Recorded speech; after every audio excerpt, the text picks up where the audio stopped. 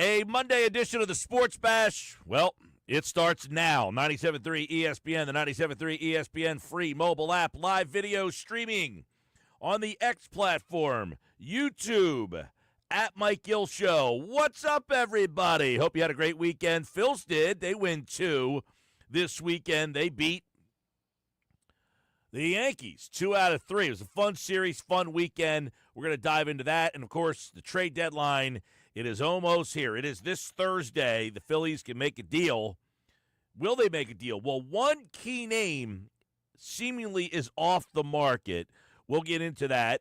Our poll question today has a mock deal for you that I'm interested to see what you guys think. And right now, the votes keep coming in, and it's pretty close.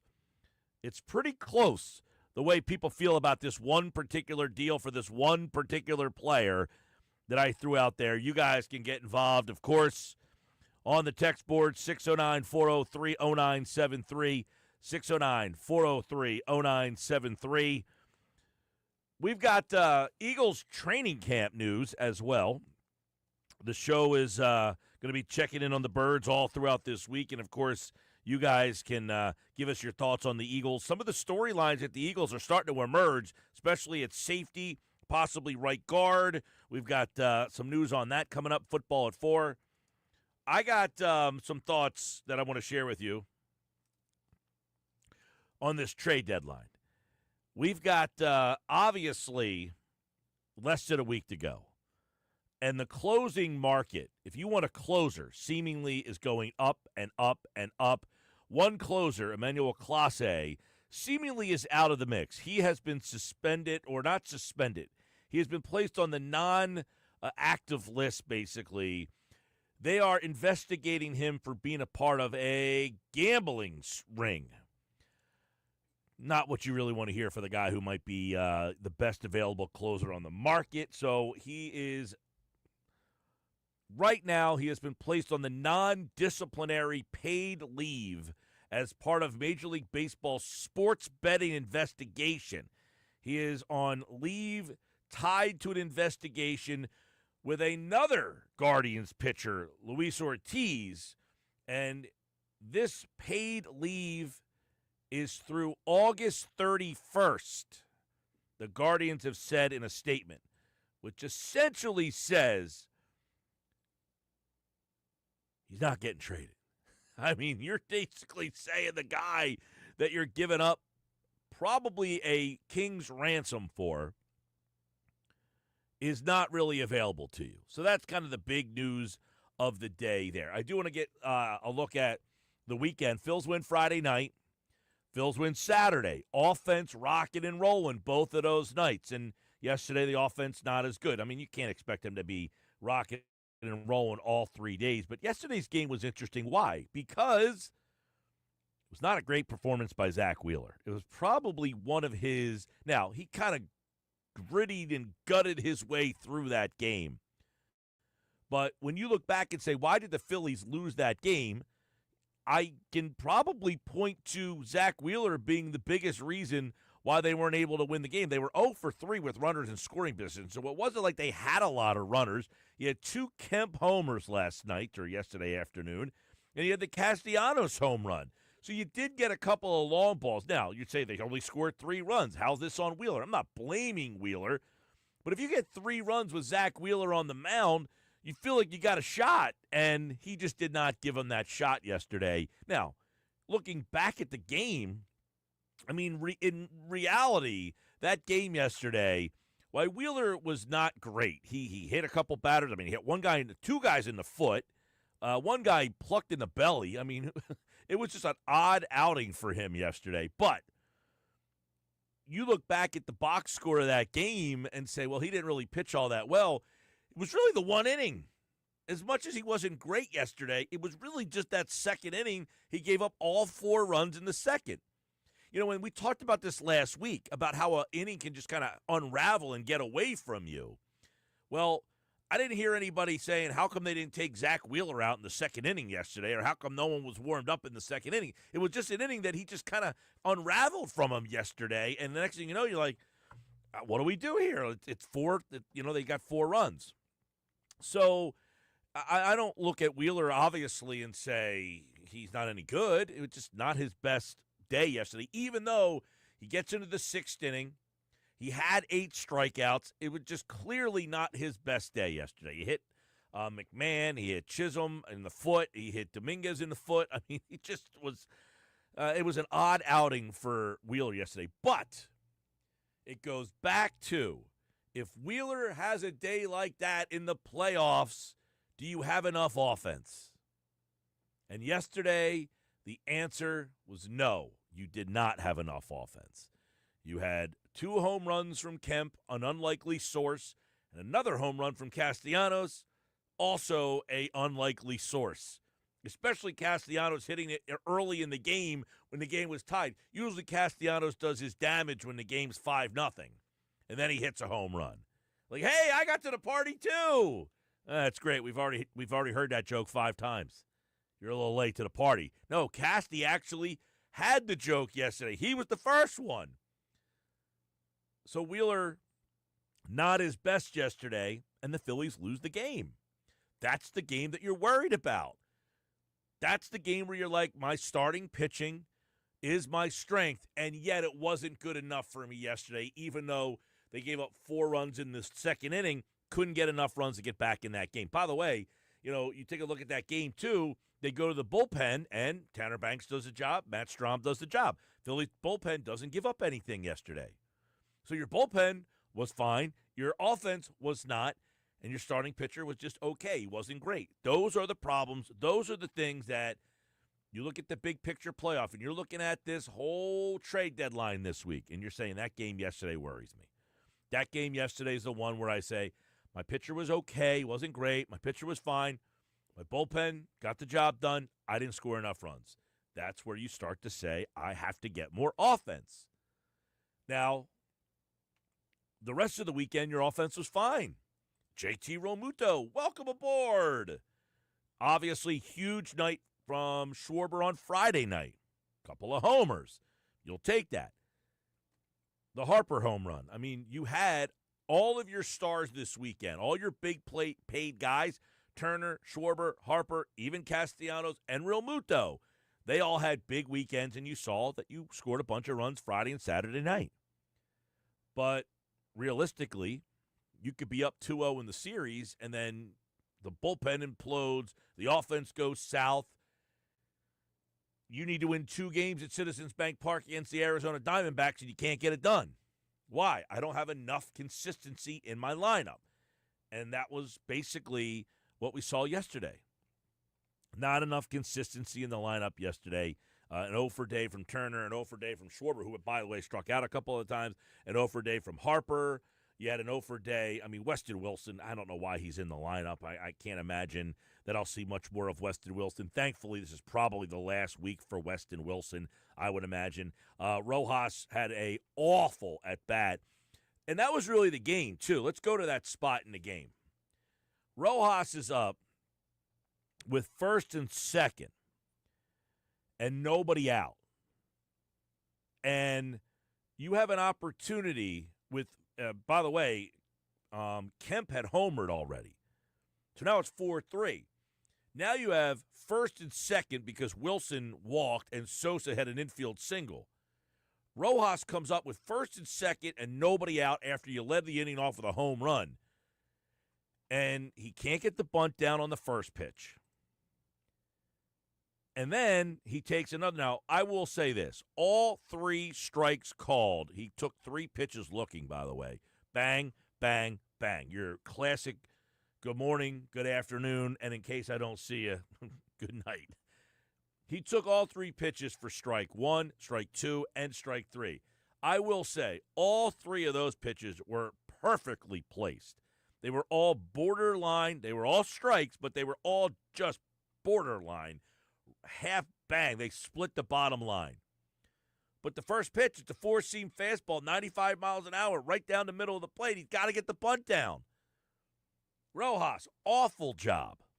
You get that bunt down there, it's second and third with 1 out, and you turn the lineup over. Second and third, 1 out, here comes Trey Turner, and then you have Schwarber. You got to think in somewhere in there, you're getting one of those runs home to at least tie the game. That Rojas at bat was awful yesterday.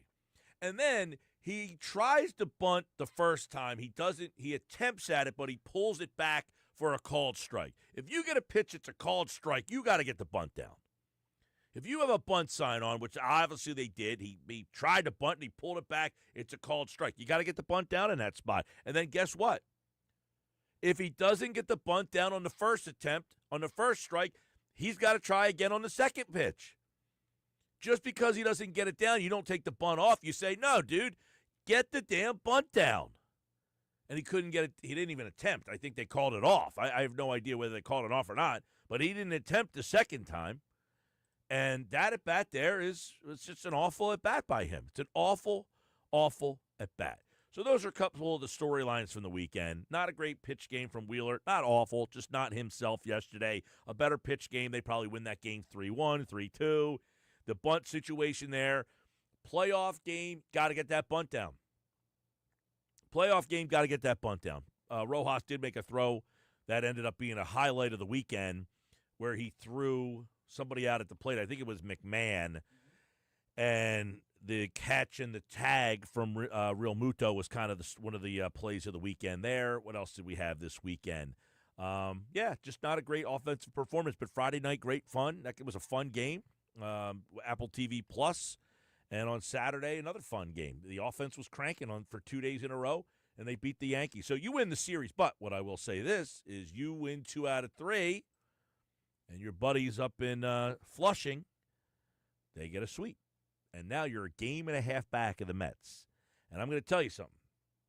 All right? Found this little ditty stat yesterday for you, Josh. You like stats. Here you go. All right. Give it to me. We talk a lot about being the division winner against the wild card team. Correct. A lot of Phillies fans like that wild card because you play. You don't have to sit out for the week. And they've won the wild card round the last 2 times they were the wild card team. Last year they sat out for the week and they got knocked out. Correct. But recent history shows that getting into the postseason as the wild card is not providing the same odds of winning the World Series as the division winner. Since 2018, which excludes the 2020 COVID season, 13 of the 15 American League wildcard teams were eliminated in the DS. 1 team lost in the ALCS, the other team lost in the World Series. So the American League, 13 out of 15. No bueno. In the National League, it's 8 of 15 wildcard teams were eliminated in the DS. 4 teams lost in the CS, 2 teams lost in the World Series, one of them is the Phillies, and 1 team, the Washington Nationals, won the World Series. So you go back to 2018, only 1 wild card team has actually won the World Series. So Phillies a game and a half out of the East right now and are currently sitting in a wild card spot. By the way, in fact, they are the second wild card spot. They are 2 full games now behind Milwaukee for the top wild card spot, which would mean if you're in a situation, you would be playing against the Brouhahas. Isn't that how they do it? The top 2 wild card teams play each other, and the worst division team plays the worst wild card team? The worst team plays the division winner. And then the 2 wild card teams play each other. Right, yes. yeah. So right now it would be Brewers, Phillies in the wild card round. Which is interesting because that is a series that on paper you would think you would win. But considering the way this team has been playing with their inconsistencies and the way the Brewers have somehow been one of the most consistent teams in baseball. Brewers 62-43. They've won 7 out of 10. But it's more than just the record, Mike. It's the way they play. Like, if you go back and you watch that series, them versus the Dodgers, where they kicked the Dodgers' butt, they looked like the team that was worth $500 million. And the Dodgers looked like the team that was pennies to the dollar. Like, they're playing at a very, very high level, that Brewers team. No, they are. And listen, if you're the wild card team and you have to play a wild card matchup, you're playing either Chicago or the Brewers. It's going to be one of those 2 teams. And right now, you're the second wild card team, which means what? You would have to play the series on the road the whole time. Correct. Because the wild card, you don't get a home game. Nope. You have to play all 3 games. If you get to a third game, all three of them are on the road. So right now the Phillies are the road wild card team. You would almost be in better shape if you were the third wild card team. Maybe. It's half a dozen one or the other because you would play right now. The Padres are the worst wild card team, so they would play the worst division winner, which right now at 62, actually at 61 and 45 would be the Dodgers. The Dodgers would play the Padres in the wild card round. The Mets and the Cubs would be the two teams that have the byes in the National League. It's interesting. Now, you start to look at that. The calendar's going to hit August this week. Right. So you got really 2 months of baseball. Now, 2 months is still a lot. But now you're kind of seeing who's hanging around this thing. It's the Mets, the Phillies. It's the Cubs and the Brewers. It's the Dodgers and the Padres. Those teams are all in play for the divisions. The Padres are 4 back in the West. The Brewers and the Cubs are tied for the Central, and the Phillies and the Mets are a game and a half apart. So you have 2 teams in each division within 4 games of each other in all 3 divisions. And then that wild card mix, the Phillies and the Brewers right now, they're like 4.5 and 5.5 games up. So it seems like those 2 teams, unless they really crash and burn, are going to be at the very least in the wild card. But we just talked about it. Being the wild card team has not worked out well for teams since 2018. Right. So now it gets back to the question you mentioned with the deadline coming up, Mike. What do the Phillies need to do to ensure that they can win the division? Well, they need another bullpen arm. That's obvious. David Robertson, he's not going to be up here until the 5th. So you can't even say, hey, let's see what David Robertson does. He's not even allowed to pitch in the big leagues. Now, he's pitching down at the minor league level, so you can even say, we signed this guy, and I don't even know if he's going to be much more than maybe a 6th-inning guy or a 7th-inning guy. Right. I have no idea. They need to get another bullpen arm. That's crystal clear. The other thing they need to do is, and I have a mock trade up for you, Josh, all right, at Mike Gill Show, at 973 ESPN. And right now, the votes are coming in. And we have a lot of votes on this one. Mock trade, who says no? Phillies make the bold move to get Eugenio Suarez. And in exchange, the Phillies send them Alec Boehm and Mick Abel. Who says no? Right now, this is pretty crazy. Almost 200 votes have come in. There's 3 hours left to vote at Mike Gill Show on Twitter X. It's 50-49. 50.3 to 49.7. Who says no? So the people are really split on this. Some people say the Phillies say no. Some people say the Diamondbacks say no. Who says no? Well, I think it goes back to the conversation that you and I had on Friday's show, Mike, and then we also extended to Hanging with Henning on Saturday here on 97.3 ESPN, which is the idea that the big concern about Suarez is he is a pending free agent who is in his 30s. And so whatever you give up for him, you got to be 100% comfortable with letting go of that person, because Suarez, along with Ranger Suarez, both Suarez are free agents this offseason. And so now, do you want to give up too many assets for a guy who's potentially a rental? In this situation, and a lot of people are commenting on this, and all right, I'll read off some of the comments at Mike Gill Show. Mock trade, who says no? Phillies make a move to get Eugenio Suarez for Alec Boehm and Mick Abel. Who says no? Right now it's about 50-50. People commenting at Mike Gill Show on Twitter X. Boehm was an all-star with a year control. Abel's a potential number 3 starter. Phillies would need more than just Suarez for this to make sense. I don't agree with that. Boehm is an all-star. He was an all-star. Right.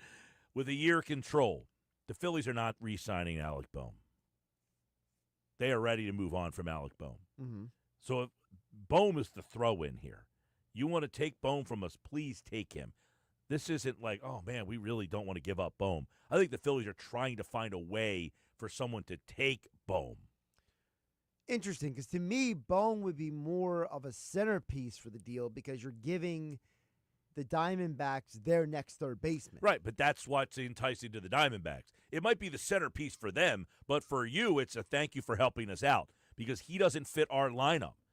We don't have needs for a guy who's hitting 280 with no power. We just don't have a necessity for that. He is a luxury that we don't have the luxury for because we don't have a 4-hole hitter.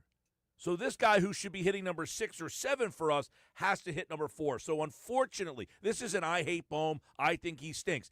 He's not a fit for this lineup. He shouldn't hit number 4. He's better suited for 6 or 7. He's not enough power. He's not protection for Harper. So I think the Phillies are now saying, we're done waiting for the power to come. We're not going to pay you the money that you're going to command. Right. We'll let someone else pay that money. And that's why you just say, we're okay moving Alec Bohm in this situation. And really quick, if I could reiterate my point from the weekend, is also Alec Bohm is what he is. I don't think there's any more evolution, growth, any more jumps to who. Like, Neither do I. There's nothing more there that's like, he's still got more. No, I think he is what he is. And that's why I think the Phillies would be willing to move him. I think the Phillies are saying, we are coming to terms with this is all he is. Not a bad player.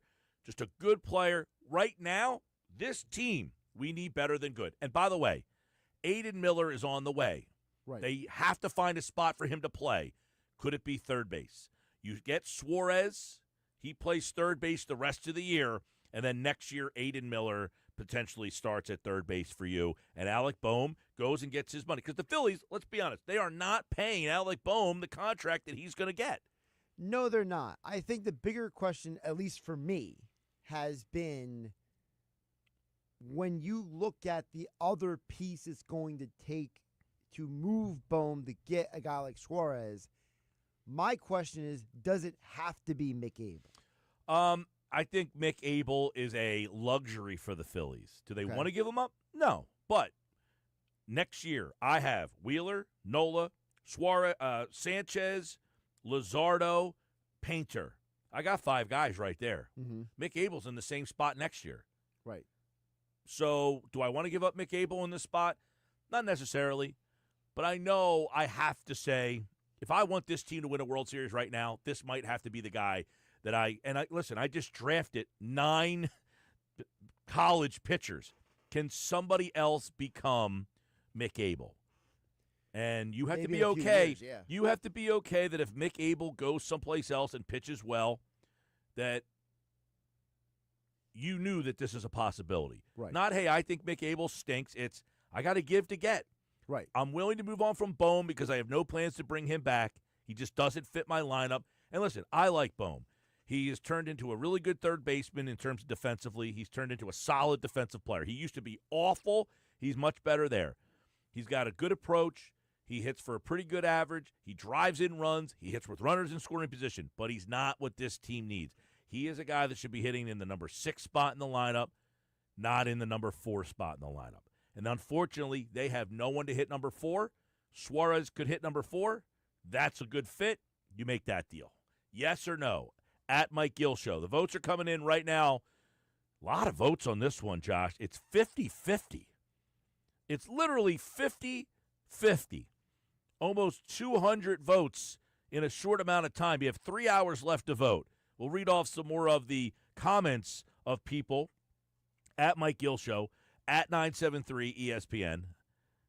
And by the way, maybe Otto Kemp's your third baseman next year.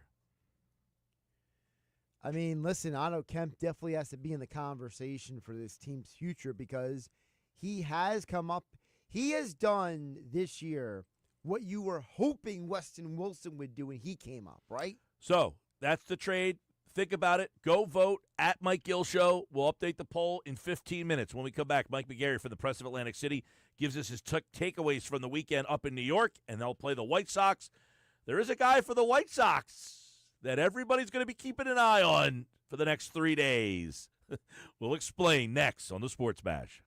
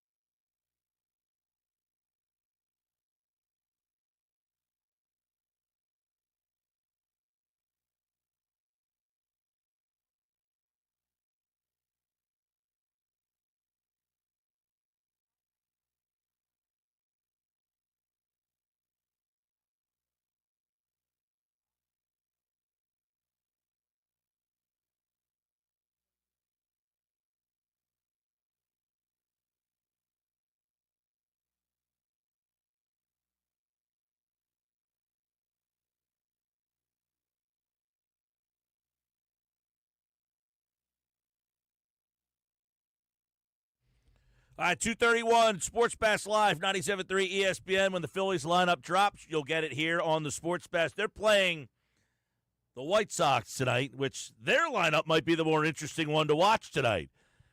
We'll get into it. We'll explain.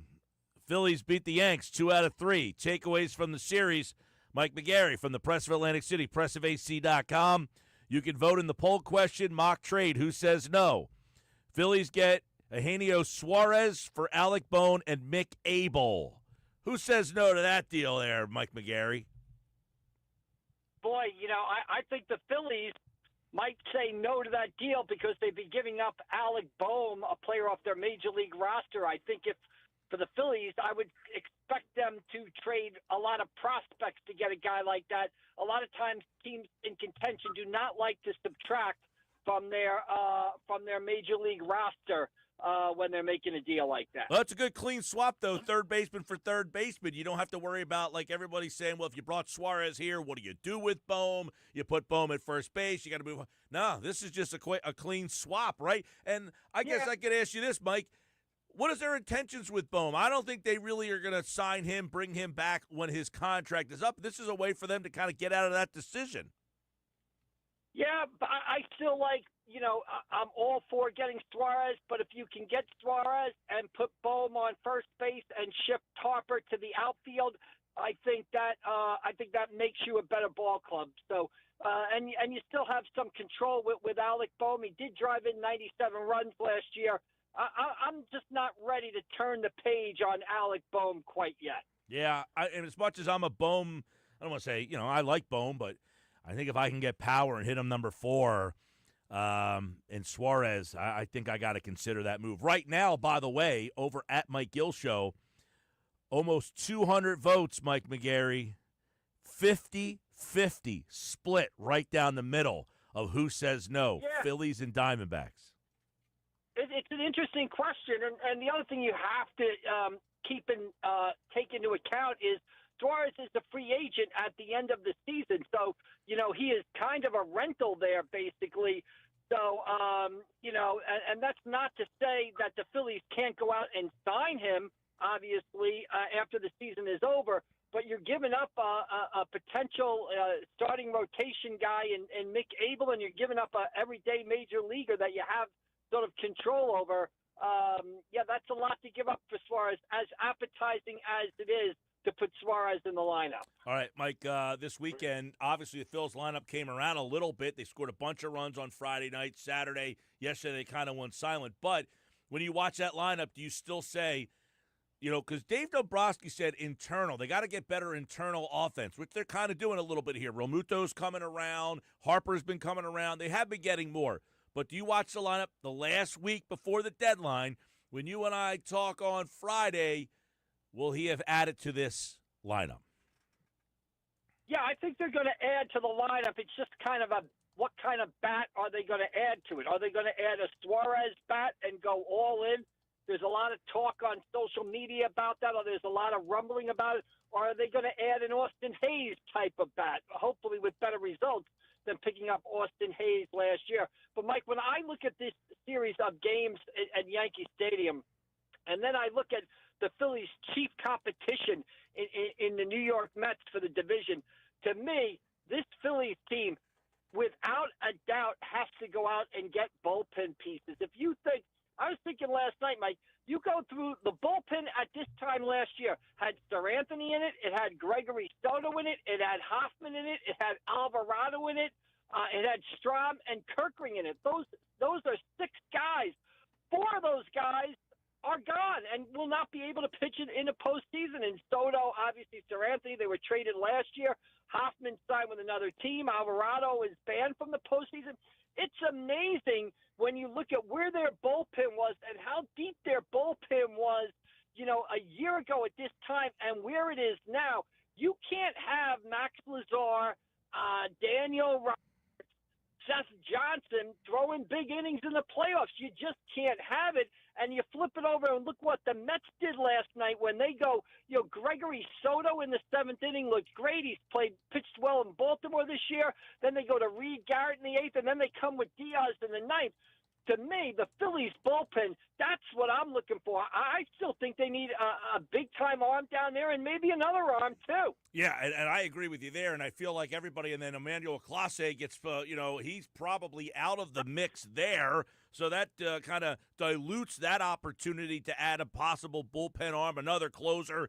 And then I look at a game like yesterday, and you mentioned something on the X platform, which is right now the Phillies' strength is Wheeler and Sanchez. Well, Wheeler pitched a game yesterday where he gave up 4 runs in 1 inning, and they lost. And that's the kind of game that I look at in the playoffs. And I say, look, last year their starting pitching was fine. The bullpen imploded in that Mets series. I mean, realistically, they were, a 1 inning away from being up 2-0 on the Mets in that series, and the bullpen absolutely fell apart. So I liken the bullpen to the offensive line. It's not sexy. When you draft an offensive lineman, you're not excited about it. But if you have good skill players and you don't have an offensive line, you cannot maximize those skill players. So you might have good skill players in your starting pitching, but if your bullpen can't block like the offensive line doesn't block for the quarterback, that starting pitching could get wasted.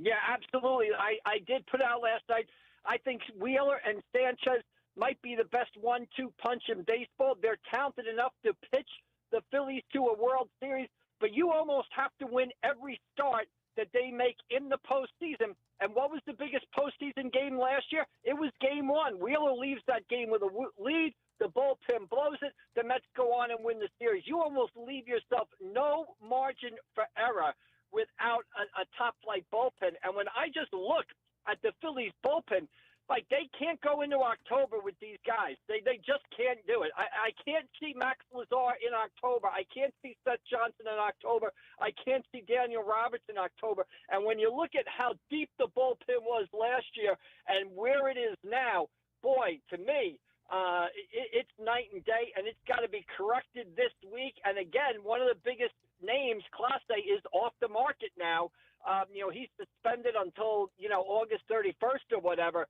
So that drives the price up for the other relievers. I mean, it's just really interesting. The Phillies need a big arm in that bullpen. Absolutely.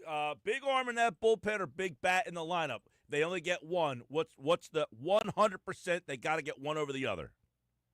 I think it's the arm, Mike. I mean, I'll take my chances with this lineup. You mentioned, and even Dave Dombrowski talked about internal improvements. Well, JT Realmuto's hitting the ball better.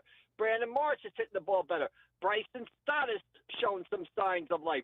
Obviously, you got Schwarber and Harper and Trey Turner really hitting the ball well. Turner having a great year. Not hitting for power, but average, getting on base, making things happen, doing a great job. I'll take my chances with this lineup, but Mike, I can't take my chances with this bullpen. This bullpen is not getting it done. I mean, it's just not happening in October unless they get a big-time arm in there. And the other guy, you're depending on a 40-year-old guy in David Robertson who hasn't pitched since last season. So, again, a lot of questions in that bullpen, and they've got to fix it because, this bullpen is not winning in October as it is presently constituted. I agree with that. And we're talking with Mike McGarry from the Press of Atlantic City. Obviously, Phil's tonight, they'll play the White Sox. Do you have any interest in Lewis Robert Jr. when you watch this game tonight? Will you be watching with a little extra? Numbers, if you just look at them, 206, horrendous. On-base percentage, under 300, horrendous. But he has hit right-handed pitching, and in the last month, he's hitting almost 400. His on-base against lefties has been over 400, 900-plus OPS. Is he a guy in Lewis Robert you have any interest in? Yeah, he's a guy I definitely have some interest in, and watching the game tonight, type of situation, you get up close, look at him, maybe kick the tires on him a little bit. I'm interested in the way he's played lately because he's playing like a guy who wants to get traded, right? All of a sudden, he's kicked it into gear. So maybe if he goes to another team like Philadelphia, gets out of the Chicago White Sox situation, maybe he gets reinvigorated. You're in a pennant race. You're playing before 40,000 people a night. Maybe he's a guy that just is caught in a sort of a bad situation and has just been kind of worn down like that. Now is showing some signs of life. So, yeah, I would be interested in seeing exactly what he's all about. We don't get to see the Chicago White Sox much here in the Northeast. base or in the National League. So, yeah, I'm definitely interested in these 3 games to see what he is and actually what type of player is. And, again, I think he's a guy that if he got traded to a team in contention, you might see more signs of life from him. All right, let me get your take on this guy because we mentioned Bohm as a third baseman. They could bring in Suarez. Yes, you got 2 home runs from Otto Kemp. You move Bohm, you bring in Suarez. He plays third base the rest of the year.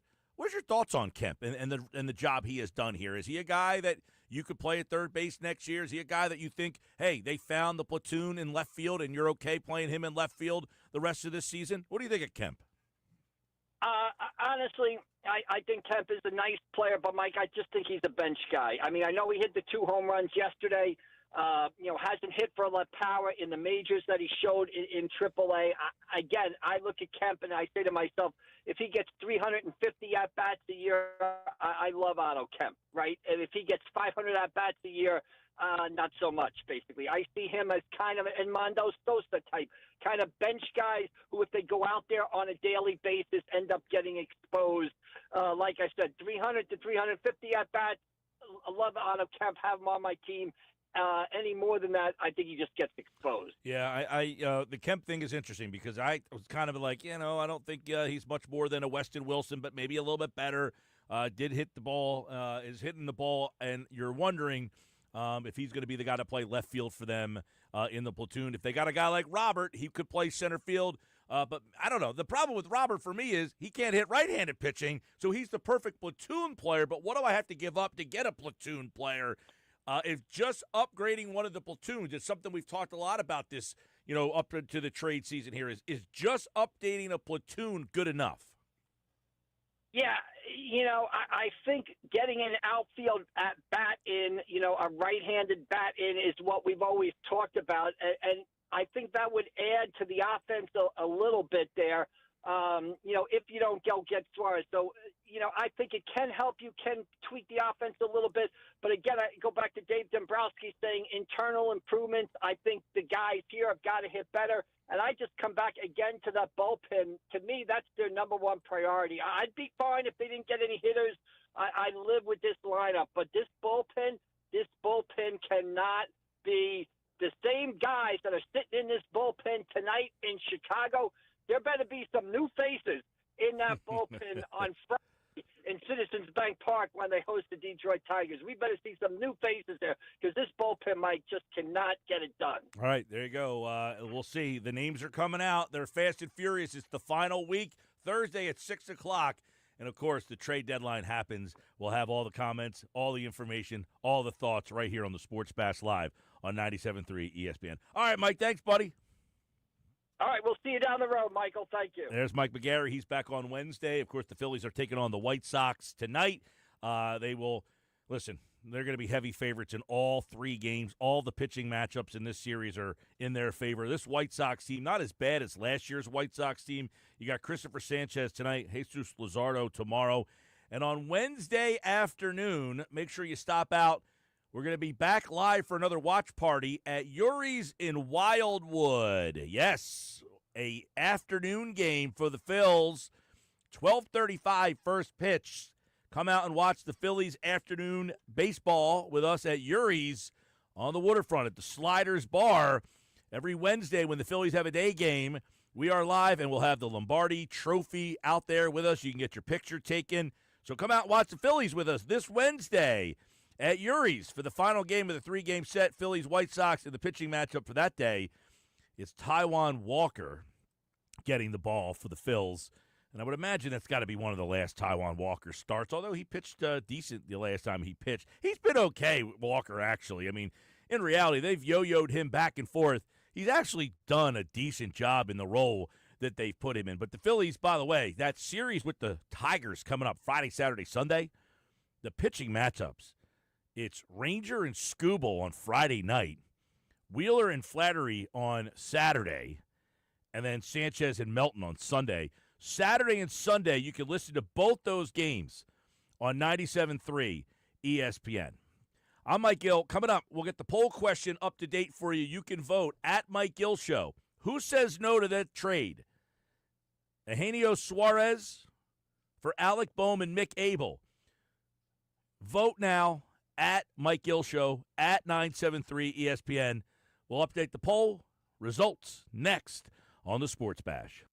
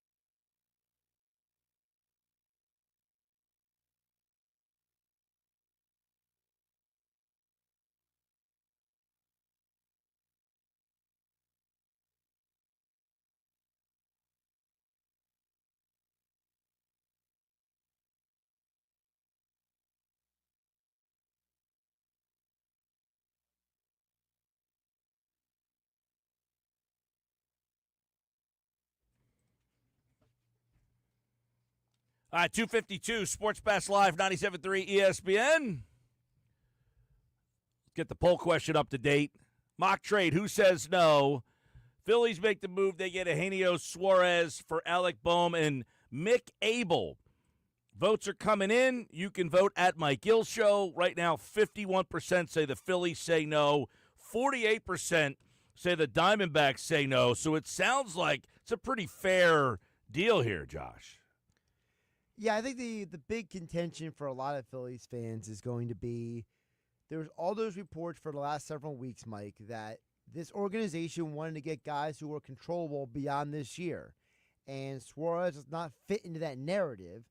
So I think for some people, they're trying to decipher, well, why would you trade a guy that you have under control for a guy that's going to be a free agent? Because Boehm's involved in the deal, and I don't think they think Boehm is a part of their future. That's why. Because you're flipping one guy out that you don't have any real future plans for and bringing a guy in to replace him. Different from if you're bringing in a bullpen arm and then he's walking out the door.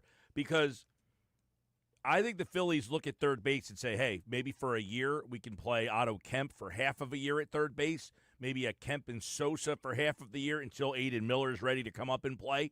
Or maybe Miller just – now, listen, the problem with Miller is he hasn't been very good at Double-A right now. So I don't want to sit here and say Aiden Miller is definitely going to be up here playing third base for you because he is a shortstop, by the way. Right. So what's the possibilities? Could he play third base for you next year? Could he be a guy that comes up like this year? Do you wait until the trade deadline and then bring him up? Do you play Otto Kemp there for half a year? But I think, to me, Alec Boehm, listen, I'm no Boehm hater. He just doesn't fit in this lineup. They need right-handed power. He doesn't provide it. He's a luxury that they can't afford right now. If he was hitting number 6 in the lineup, great. He doesn't hit number 6. He hits number 4. And he is not a number 4-hole hitter. Suarez is. You take your shot with Suarez because you know you're not signing Boehm back. Boehm is not going to be on this team when his contract is up. And you have other options to play third base. You can play Kemp. You can play Sosa. Miller's on the way. I think if they could find someone to take Boehm, they would get rid of him. And Abel, you have to say to yourself, you have to give to get. I'm willing to give you Abel to get the right-handed power back and put him in the number 4 spot in my lineup. And I think Suarez would probably walk out the door. I don't think you would re-sign him. More Phils on the other side. Stick around.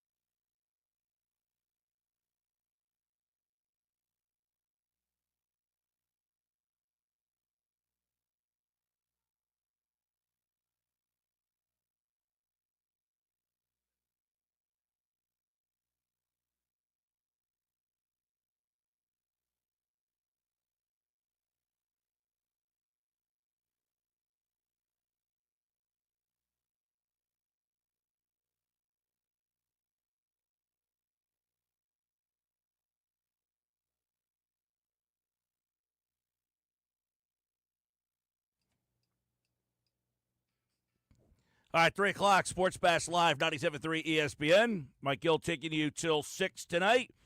Busy show, a lot of texts coming in, 609-403-0973.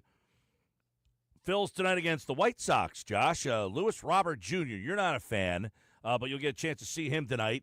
I am on the side of if I can get him for cheap. And now somebody say, why would you get him for cheap? Well, you tell me how many guys hitting 206 with an on-base percentage under 300 that I should give you a lot for. I acknowledge he's better than what I have. But if you're telling me you're going to be stubborn, okay, then he's not that good. But I am willing, as I said, to take a flyer. I'm willing to take a flyer. What's that flyer? Is Mick Abel the flyer? I'm a little torn there. I think if I can get them to take a lower prospect, maybe somebody who's a little further away. Maybe someone who's, a little bit more of a wild card. Maybe someone who's playing, Lakewood or Jersey Shore, I guess they're called now. I'm not giving up Tyee. I was watching some of the Blue Claws yesterday.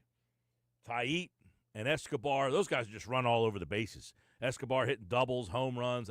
So I don't know. I think if the deal is something I feel comfortable with on the Phillies, I'm not giving them something that – because I don't think Lewis Robert Jr. is a slam dunk. The problem with this team is they need a slam dunk, right? They need a slam dunk. They need a proven player.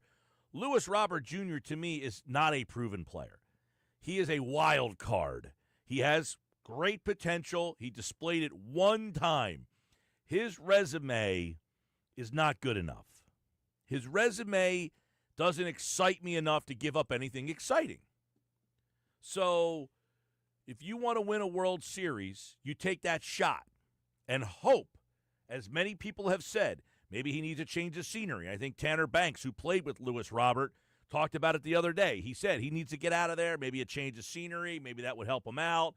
He's a guy who has basically, he is almost a five-tool player. He is a great outfielder. He hits for power. He's got speed. He is a guy that at one point looked like he was going to be one of the stars of this league. Now, he's only 27 years old. He's not an older player. Now, he has struggled the last 2 seasons mightily.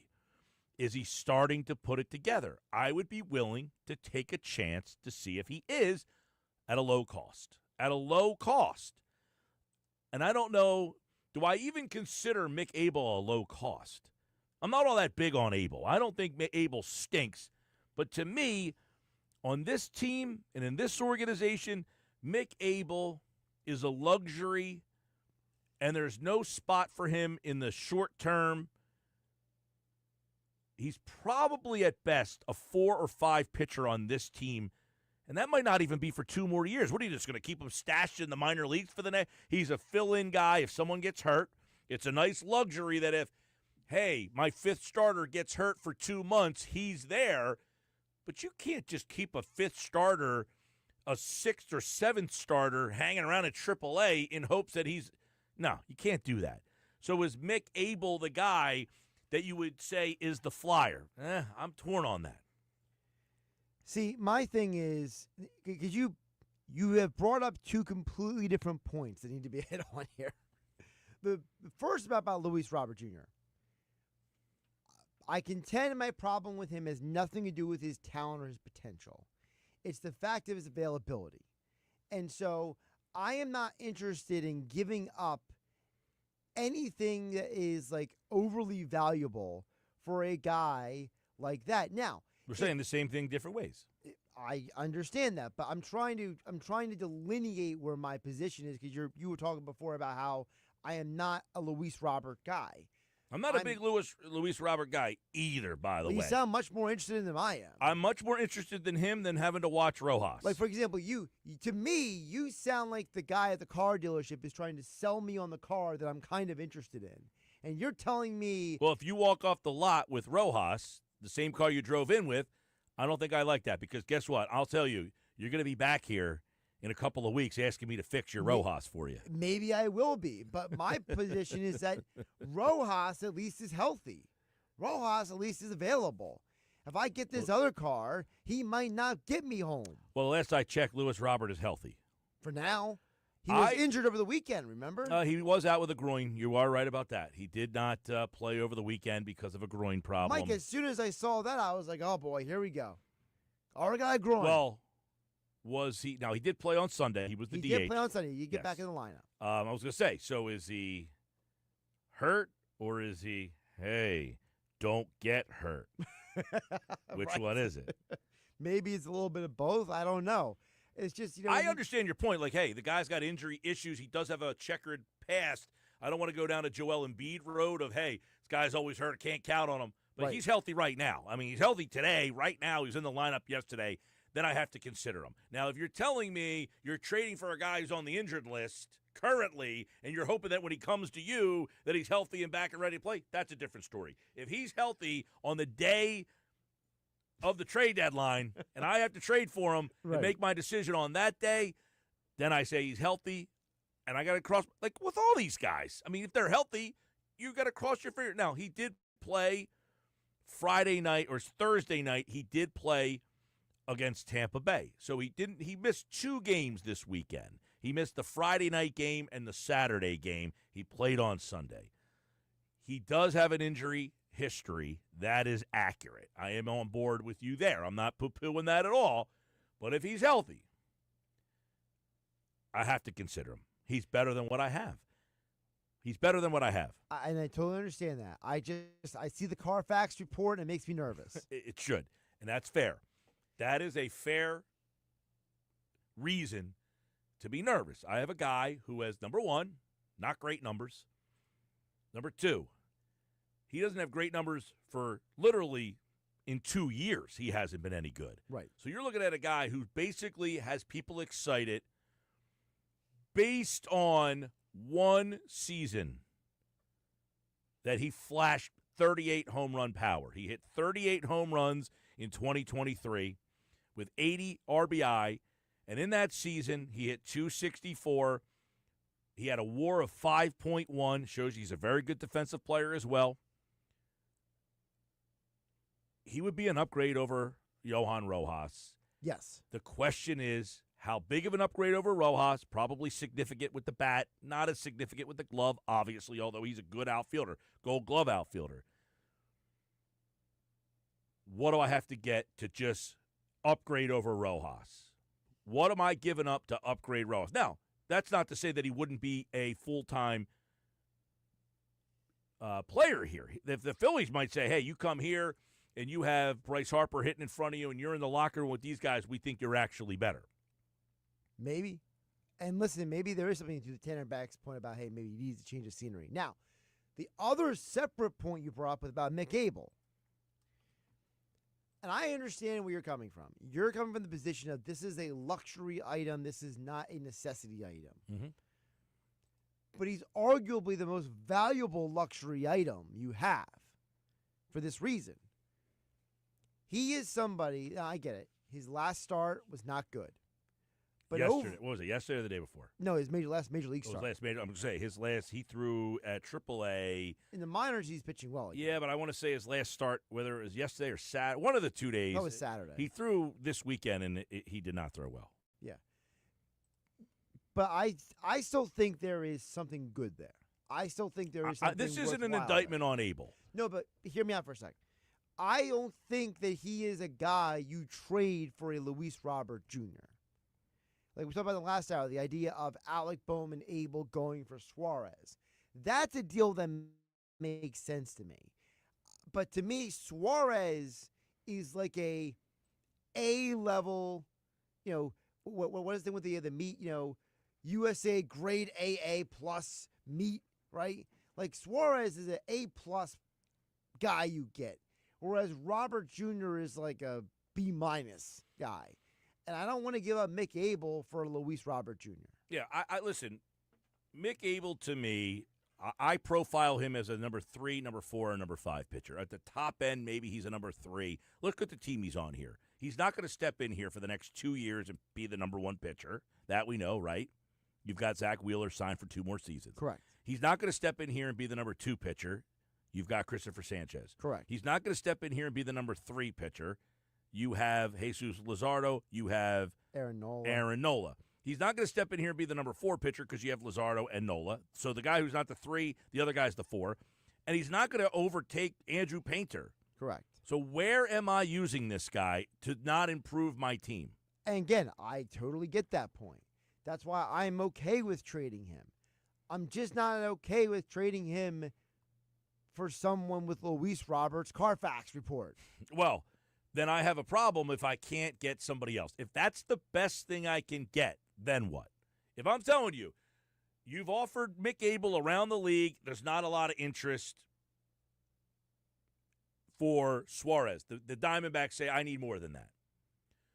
I don't even know what other hitters would be available that would even entice you at this point. Stephen Kwan, he's a left-handed hitter. If I said Mick Abel for Kwan, maybe they say, no, we want Painter for Kwan. And we know that the Phillies have already told teams no on Painter. Right, so my point is, so there might be some guys you like. They might ask for Painter.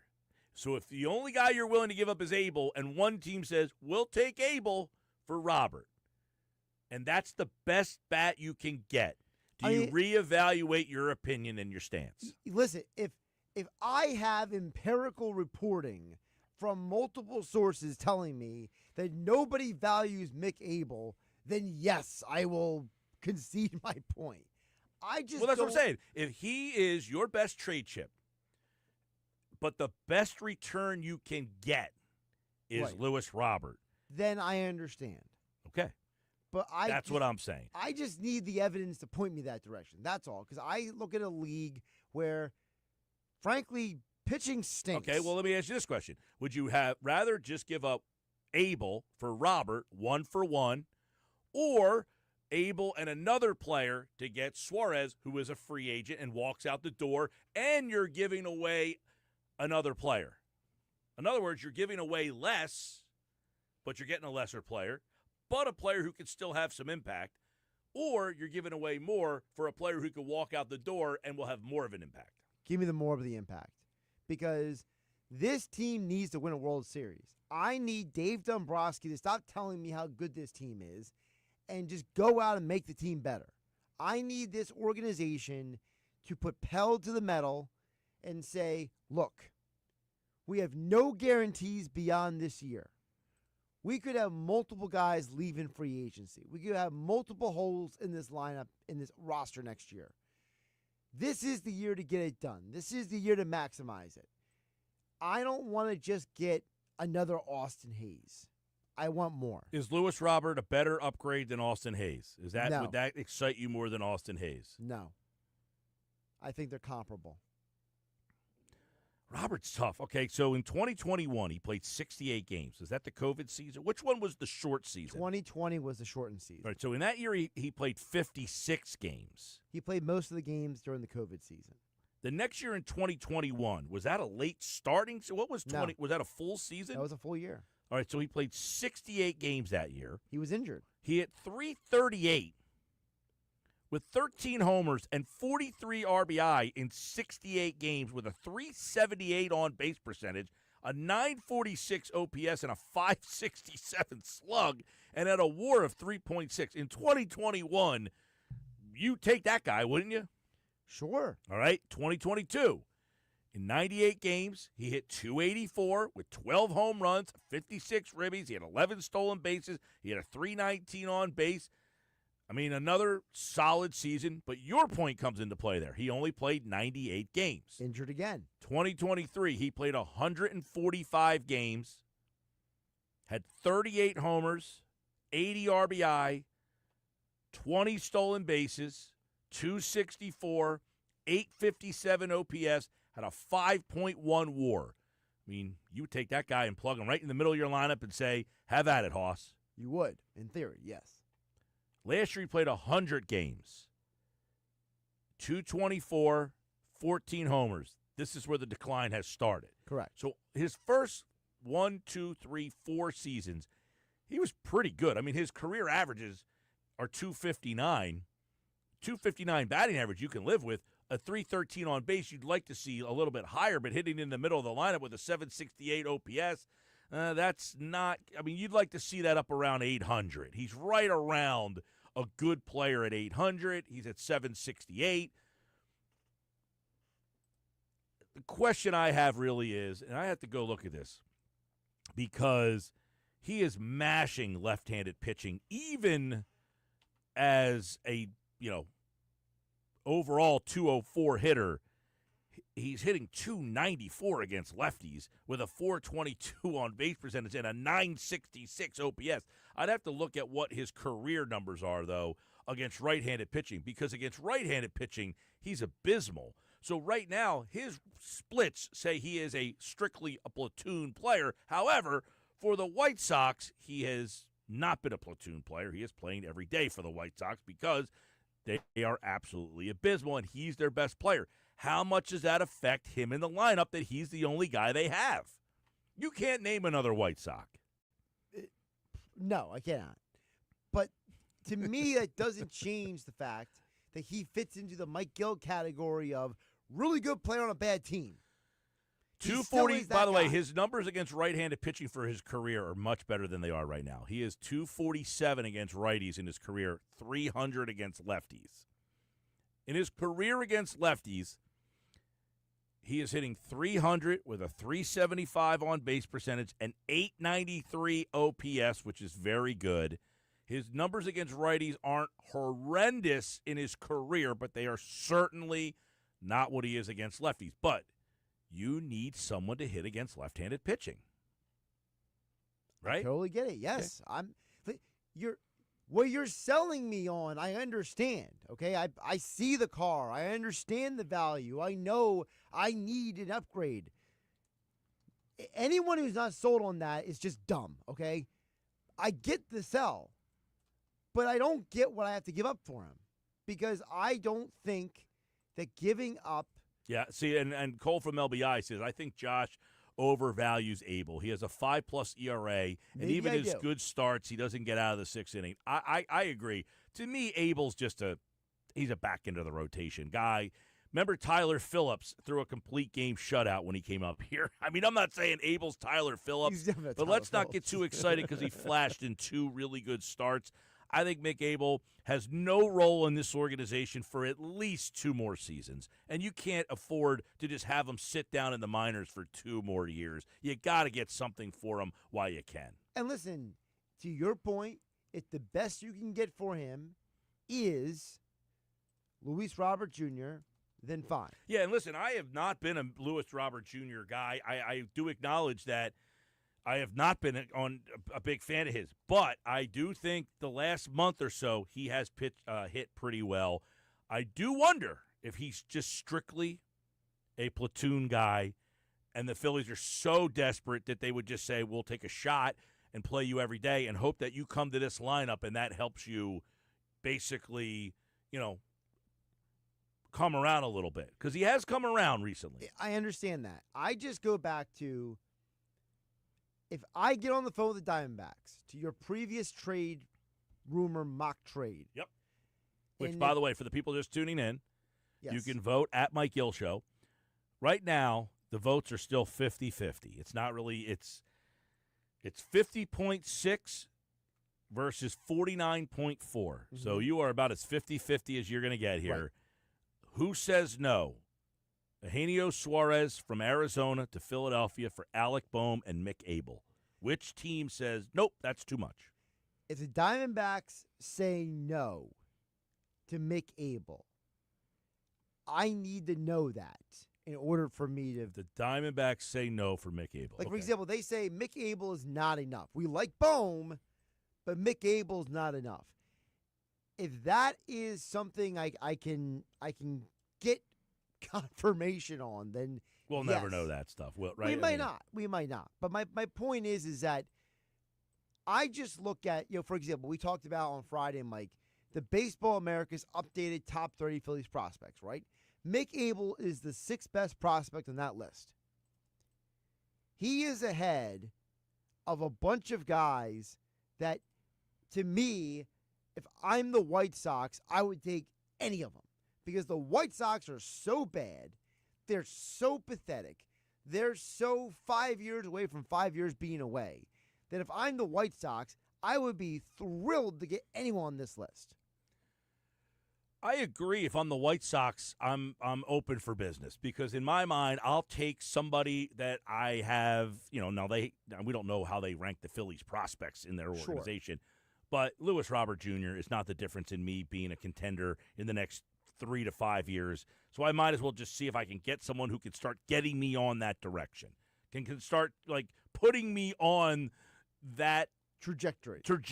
Exactly. And that's why, to me, the guy that I keep hearing rumors about that a lot of scouts have gone to look at is Alex McFarland. Mm-hmm. I know he's 21 on this list, but he is a guy that, according to The Athletic, a lot of teams have called about the Phillies and been like, what's the deal with him? What do you think? Because he is a guy that other teams, not the Phillies, other teams project to be a closer. He's coming off Tommy John surgery. In my opinion, yeah, I would almost rather keep McFarland because of the timeline than Abel. Because he's a couple years away? Yeah, I don't need McFarland today. Mm-hmm. I need Abel now. I have no spot for him. Right. I mean, what am I going to do with Abel 2 years from now? Turn him into a relief pitcher.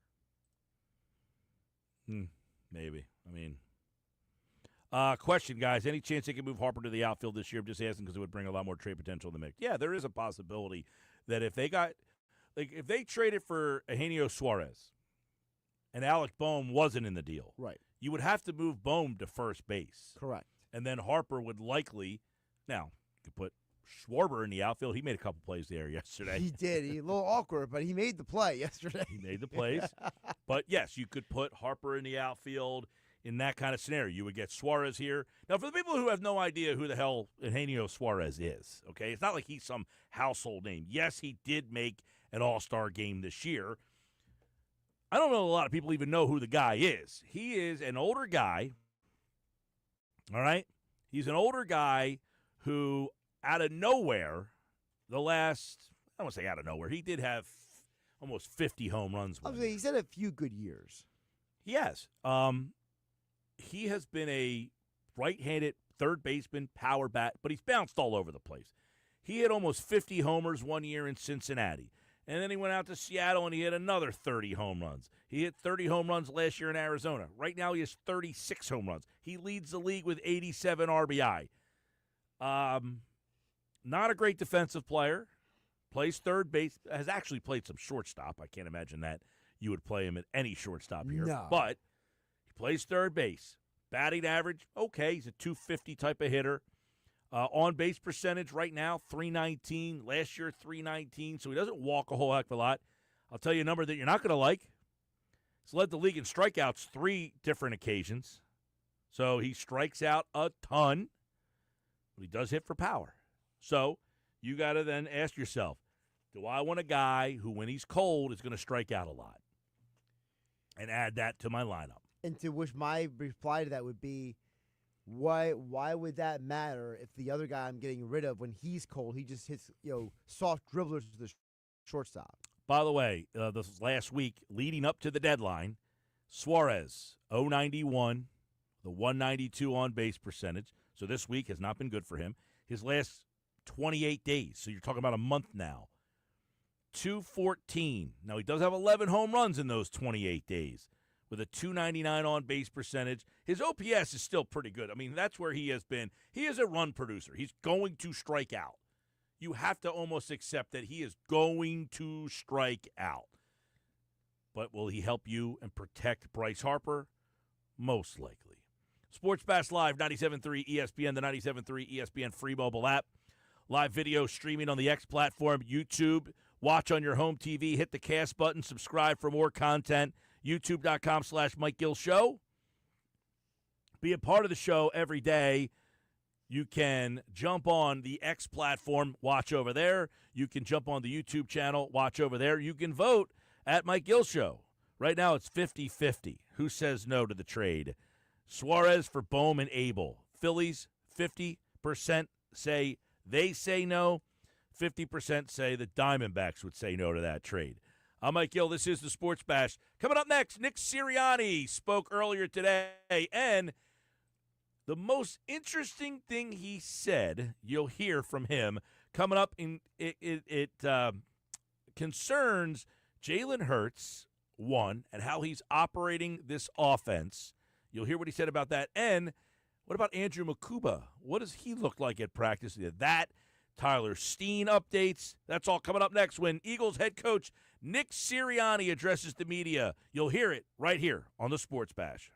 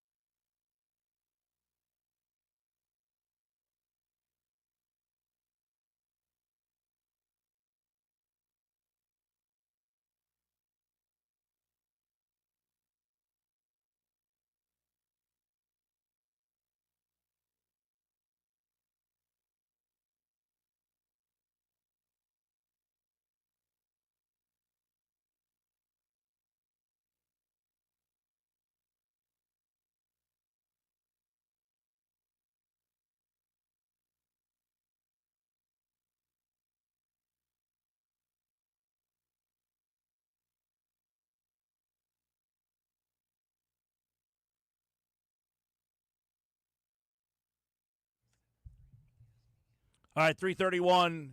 Head coach Nick Sirianni in just moments will have his press conference for you here on the Sports Bash. He spoke earlier today, asked about Jalen Hurts, concerning Nick Andrew Makuba, also Tyler Steen, what's going on at right guard there, and what's the latest on Jahad Campbell. You'll hear all that right now from the Eagles head coach Nick Sirianni right now on the Sports Bash Live on 97.3 ESPN. How has Jalen improved as a practice player?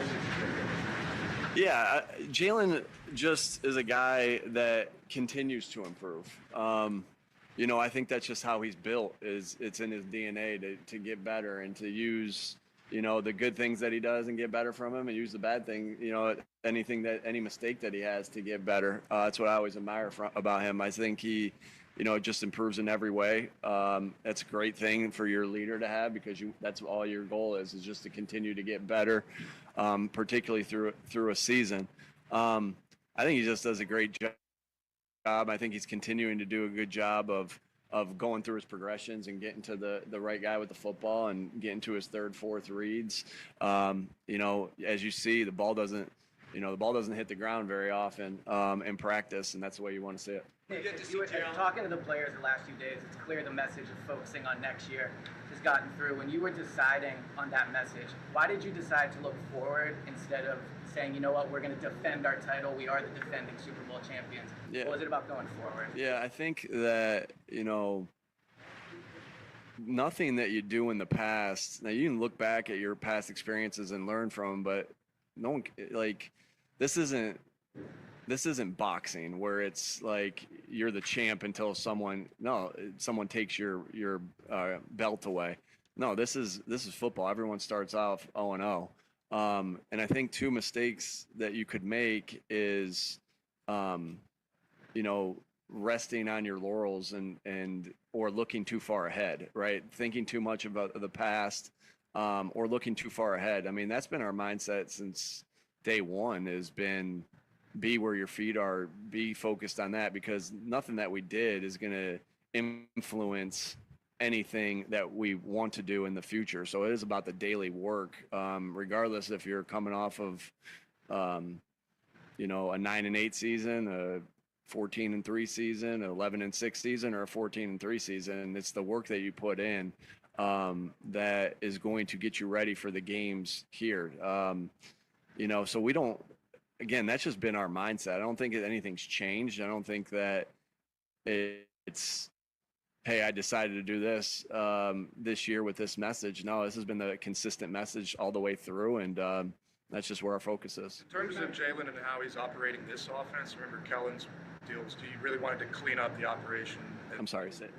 With the operation and how Jalen operates this offense, what's been kind of the mark of how you and Kevin have kind of approached that with what you're building here? Yeah, he just goes about, again, it's about going to the right place with the ball. It's about getting everybody on the same page, right? No different than a linebacker on the other side. It runs through, he touches the ball every time, playing with good fundamentals. And, again, everything starts with his communication to the rest of the team, and then him touching the ball every time, every play. It's critical that he takes care of it, and as a runner, with the handoffs, and then also as a passer. So I think he's doing a great job of getting to the right place with the football and really running the offense. Again, we're early through it, 3 days through it, and but again, he's just going to continue to get better and better and better, and because that's in his DNA. Jalen Carter hasn't been able to practice. What can you tell us about that? Yeah, he'll be out there today. So I'm not going to get too much into injuries or anything like that, but he'll be out there today. Looking forward to having him out there today. Doesn't look like he's practicing. What happened there? Bob will get you all the injury stuff. Don't have to do injuries right now. Not going to talk too much about that at this particular time. We'll look forward to getting him back out there, but was having a good start to camp. We'll see when he gets back in there. Like Tyler Steen has gotten all the reps for first team right guard. Is there a plan to maybe, open up the competition a little more and play anyone else in there? Yeah, everything's a competition. We're evaluating the twos and the threes as of right now. It's the same way we're evaluating the ones, and we'll see. Tyler's done a nice job so far and has worked in there with the ones through OTAs and as training camp has started right here. And but got a lot of good pieces there that we feel like there's a good competition going on. And, you guys don't get to see all the walkthroughs and some of that stuff where you mix and match guys differently. And, but feel good about that competition. And Tyler's done a nice job so far. Like Makubo, who misses some time now. What do you need to see from him? Yeah, that's, for us, we have to be very creative. Any player that misses practice reps, we have to be very creative in how we, catch them up. There's a lot, and when you're in training camp, there's a lot of time. Every minute of everyone's day is accounted for, whether it's rest and recovery for the players, whether it's watching tape, in that time where they're resting and recovering, we're watching tape. So we have to be creative with how we do some different things. So that will be, we still get we'll look at walkthroughs as a big opportunity. Extra meetings, extra focus there, extra walkthroughs with whoever we need to do that with. And so, yeah, it's our job just to make sure that anybody who misses time, they recoup those reps somehow, some way. And when they can't do it physically, it's got to be mentally in the film room and in walkthrough. How much is a hot day like today for the ones you got coming up this practice? Yeah, it's good for us. We're always cautious of trying to keep the players safe in these conditions. So, that's where their preparation with their hydration and different things like that and their conditioning is going to come into play. But this is good for us to be able to practice in this heat. We're going to play in this heat. Everything that we want to do as a football team, as far as how we play with physical toughness, mental toughness, relentless effort, great detail together. It all starts with being in great shape. And so we've done some things that, every day there's a conditioning aspect to it. It just turns it up a little bit as the heat goes. And, we'll monitor as we go. And, but this is good for us to be able to play in conditions that we'll play in early in September and in some hot states. As early in the season goes. So we'll use this as an opportunity, all these different things you can look at. We always want to embrace adversity and have that mindset at all times because we know that a season there's going to be ups and downs. So we'll use this as a benefit to help our team get in better shape. And, because again, like I said, it all starts with being in great shape. If we want to play the way we want to play, it starts first and foremost with being in great shape. You would see some tweaks in practice. You run that little bracket drill where the defender's underneath and over top. What's behind that, and what is it designed to do? Yeah, good question.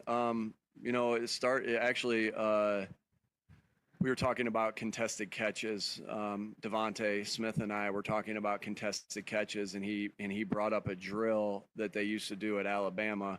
And that was a drill. So, some of our Alabama guys had some old tape of it. Was able to talk to a couple coaches that had done that. And so it started as a contested catch drill that really is a good competitive drill to make an open field tackle, whether it's on the sideline, whether it's an angle tackle out in space.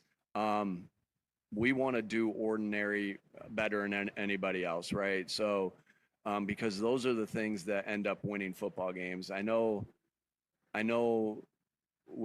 a lot of people can get enthralled by, look at this, how this play's drawn up and that play's drawn up, and that's very important. But at the end of the day, whether it's my son's football team, it's a high school team, whether it's a college team, winning football happens with teams that tackle better, the teams that take care of the football better, the teams that block better, the teams that take the football better, the teams that block the string better. So we focus on doing the ordinary better. And so we were pretty good in our missed tackles last year, but we wanted to take even a bigger step. And I think, that drill started off as a thought for contested catch, but also now it's something that we know has helped us, is going to help us become a better tackling team. Again, like I said, all those things are what lead to the spectacular plays that we love and see so much on it. But you can't see, like, for instance, Saquon wins the ESPY for best play last year. Well, if you watch that, Jalen gets to his fifth read.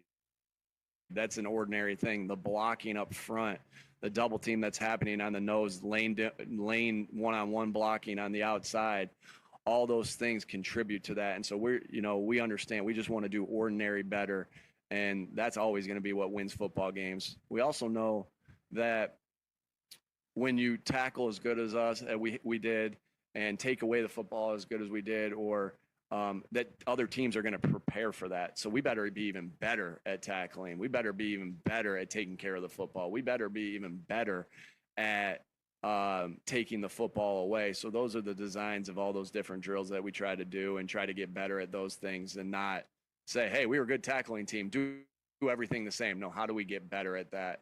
And if I want our team to continuously strive to get better, even when they're on top, like they were last year, then I better be doing the same thing as the coach. Your culture starts with your actions, and they got to see me doing the same things.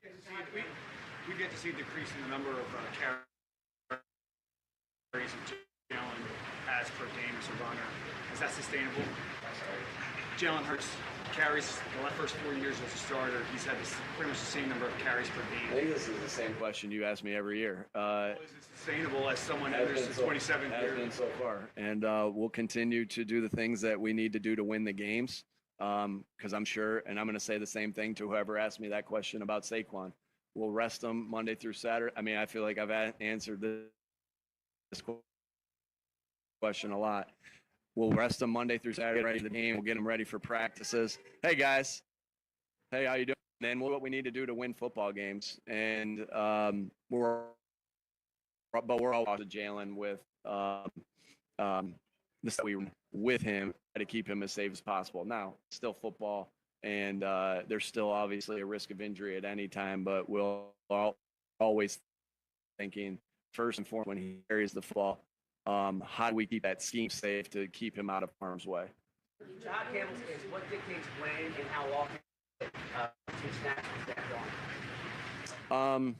Yeah, open competition. We'll see how it goes. We're constantly evaluating everything. Like that tackling drill is an evaluation. The team reps, the individual, the walkthrough. We got the guys working in there right now, but that's fluid, and that can always change. And yeah, we'll see how that goes. But everything's being evaluated at all times. And Howie and I talk every single day. I talk with the coaches every single day. On an off day, we're having staff meetings like everybody else in the NFL to discuss our team. That's a fun part about training camp. Is it his health right now, or his understanding of the defense? Yeah, no, it's just where we are right now, and again, that's fluid, and that can change. And we have a long time before I have to say this is who's starting. We got a lot of great battles going on that are constantly being evaluated. For you to find a backup center whose name is not Landon Dickerson this camp? Yeah, I mean, Landon did it for last year. He played as our center in the NFC Championship game. One of the biggest games, obviously, of our season, just because it was the next one and that deep into the playoffs. Again, we always look for versatility for our offensive linemen. Can they do different things? And yeah, again, just looking for these guys to get better. We don't care who the backup is here. We just have to prepare, or who all those things will play out. We got to do what's best for the team, and the best guys will play. Whether it's, if we had something happen and Landon's the center, we got a lot of confidence in him, and we're trying to build that with other guys, and we'll see how that goes. There's Nick Sirianni today. Is Sirianni getting to the point where he's like, I got to keep doing these things? Like, he almost feels like, aren't I past having to be the guy that has to answer all these questions? He doesn't seem like he has had as much fun as he used to doing these things. I think he hates answering some of these questions. Like, I think he genuinely is like. We said to the one guy, you ask me the same question every year. Every year, right. I think that was Jeff McClain's question, actually. Well, one of the couple things I thought, talking about competition, that they want the competition at a couple spots on the field, one of them being right guard Tyler Steen. He was asked specifically about Tyler Steen in there because a lot of people said, hey, do you want to get other guys in the mix there? It seems, listening to that question, it seems like Tyler Steen is kind of being almost handed the job. Or at least given the priority. Well, he said, yeah, well, we're looking at the other guys. We're looking at the 2s and the 3s right now. So we'll kind of see because it doesn't seem that any of them are getting first-team reps. No, they're not. No. All right, when we come back, we got the unsportsmanlike moment of the day from this morning's morning show. It has to do with a marketing scam. Stick around. That's next. This is the Sports Bash on 97.3 ESPN.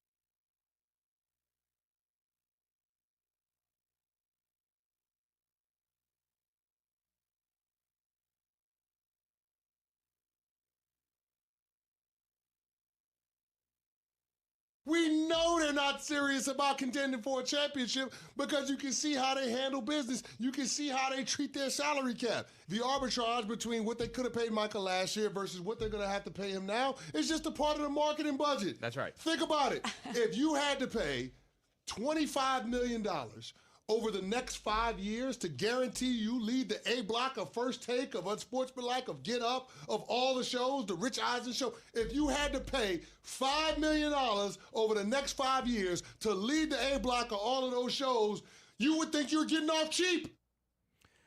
That is Chris Canty on Unsportsmanlike, weekday mornings 6 to 10 right here on 97.3 ESPN. You know, last week I was on here talking about how Jerry Jones is like a carnival barker. He went a step further by saying he's basically just marketing to the lowest common denominator and getting it for free. But the problem is his company's in on it. They keep putting Jerry Jones in the A block. Well, because we have a lot of LCD in the world that just keep paying attention to the Cowboys. The Cowboy Nation hasn't been able to break free from the ineptitude since 1998. They just keep hanging on and hanging on and hanging on. And he's right. They're getting free marketing. We live in a world where marketing matters. And it is why we have a lot of dumb people that still like the Cowboys who haven't won a Super Bowl since most of us were in high school. You know, I went to the store the other day. You know those kids wear those, like, sliding mitts on their hands, even though they don't ever slide head first? The kids buy sliding mitts in leagues where you can't even slide, but they have the sliding mitts on. And I saw a Jordan brand, a Michael Jordan brand sliding mitt. And I said, now there is marketing at its finest. You slap Michael Jordan Jumpman on there,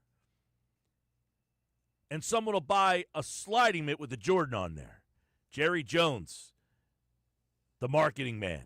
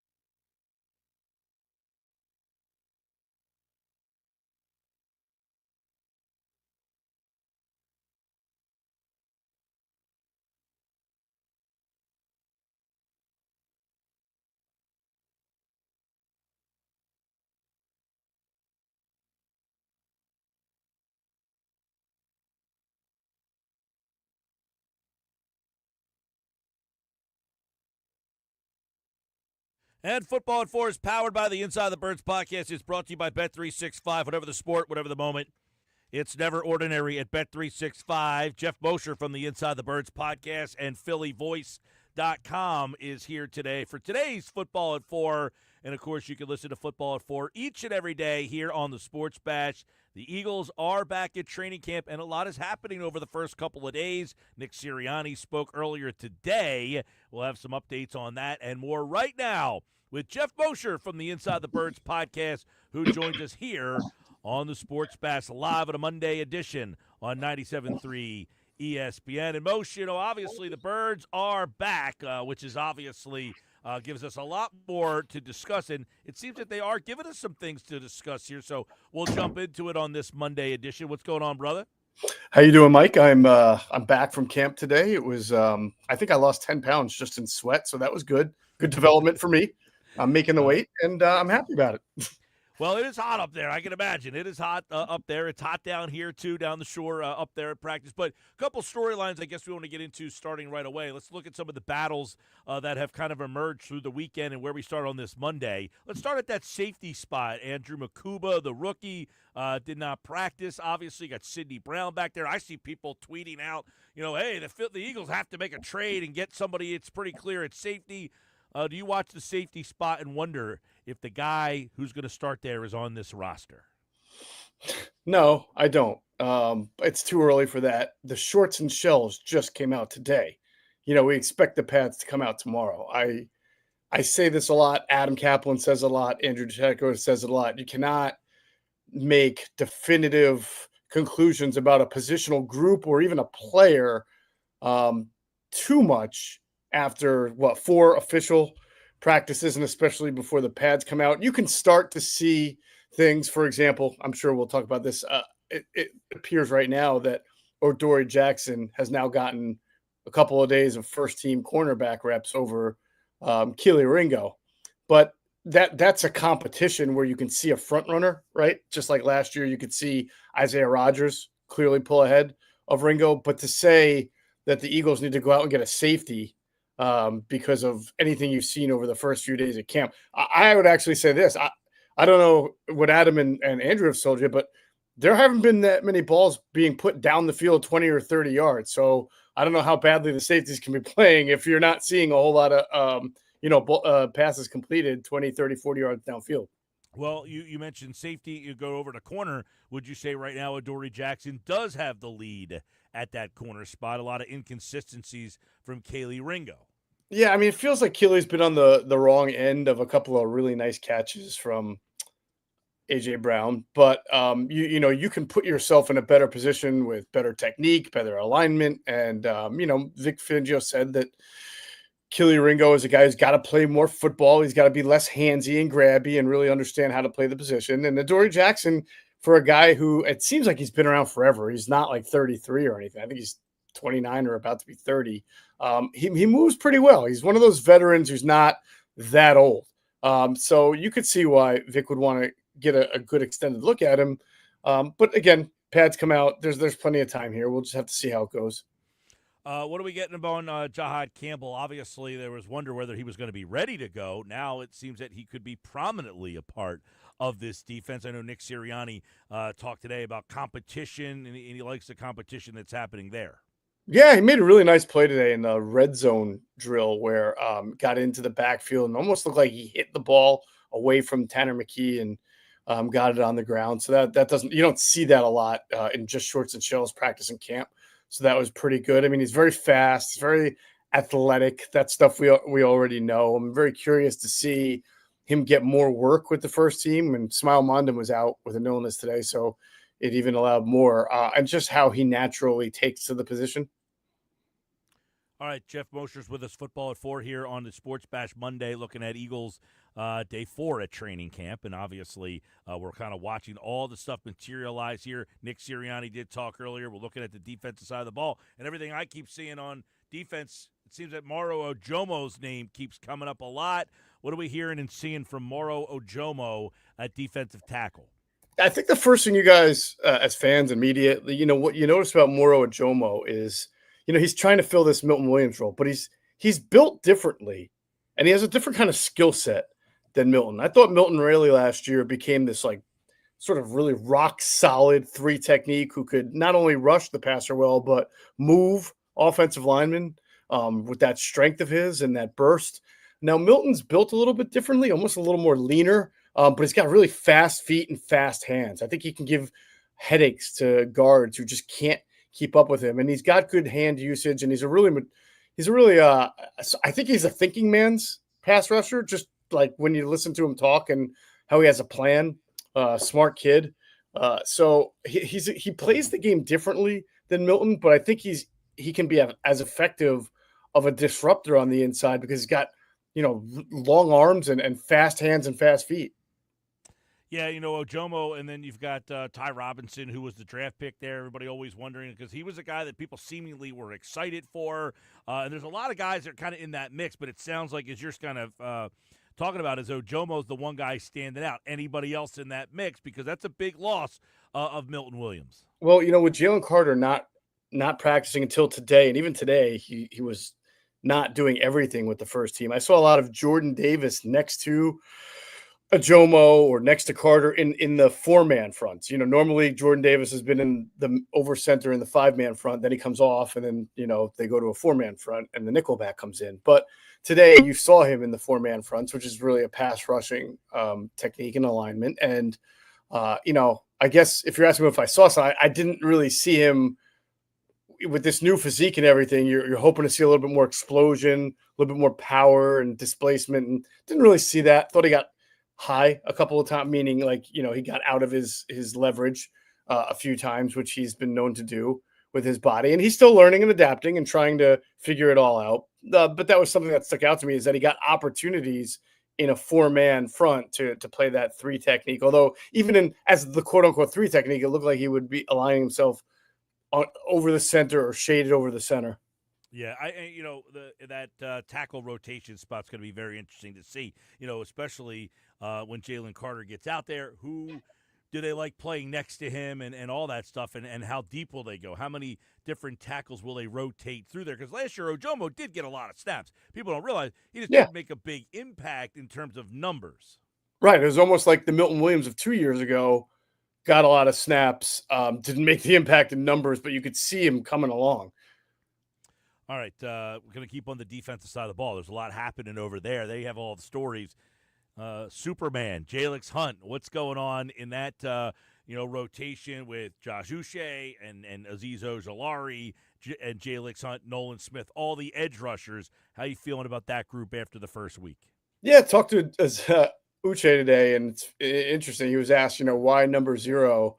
And he basically said, hey, man, starting from ground zero. I'm writing a story about it for phillyvoice.com. It'll be out soon. But he acknowledges he's starting from ground zero. I mean, when you're on your 4th team in 3 years and, you only signed a 1-year deal and you're just only just 3 years removed from an 11.5 sack season, and you haven't come close to duplicating it. So, but I did think in general that with the shorts and shells on today, I thought the defense in front really picked up. I mean, there was also some good coverage today. The quarterbacks held on to the ball longer than you would like today. The ball was on the ground. There were 2 turnovers. There had been none in camp. There were interceptions today, 2 of them. So I do think, it's hard to isolate one guy in particular, but I thought it starts up front as it usually does. And the D-line also looked to me like I even asked this of Moro Ojomo. I said, did you guys do a little more stunting in line games today? And he acknowledged that they did do a little bit more of that.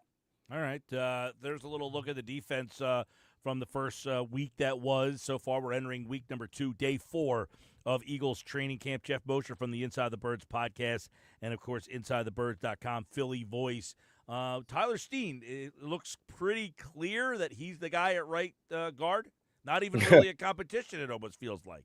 Yeah, it's funny. I forget who it was. It might have been Ruben Frank who made the note to Tyler today that this is the 1-year anniversary of him getting hurt and losing his job to Mekhi Becton. And, and it's true, but it's hey, a year later, he stayed healthy. He's clearly been the first team right guard. I know Nick Sirianni said today it's a competition. It's competition, even if you're not, on the first team. And Kenyon Green really just got to practice on Saturday, I think, for the first time. So, but I mean, even in OTAs, Kenyon Green was on the third team. He's got it's Tyler Steen's job to lose and somebody else's to win it if Tyler Steen were to Well, show that but it's not there. the way that it's being presented, Mosher, and you were there today, it almost feels like they're not even letting anybody else try to win it. Yeah, I mean, that's fair, but any one day you can go to practice and all of a sudden see something change. I will be interested to see over the next days if that changes, only because, like we just talked about, I thought today the D line or the 4-man front got some pretty good pressure and did some things up front. You don't want to judge anybody off of one day and that, but I thought because of that, maybe we'll see something tomorrow. I don't know.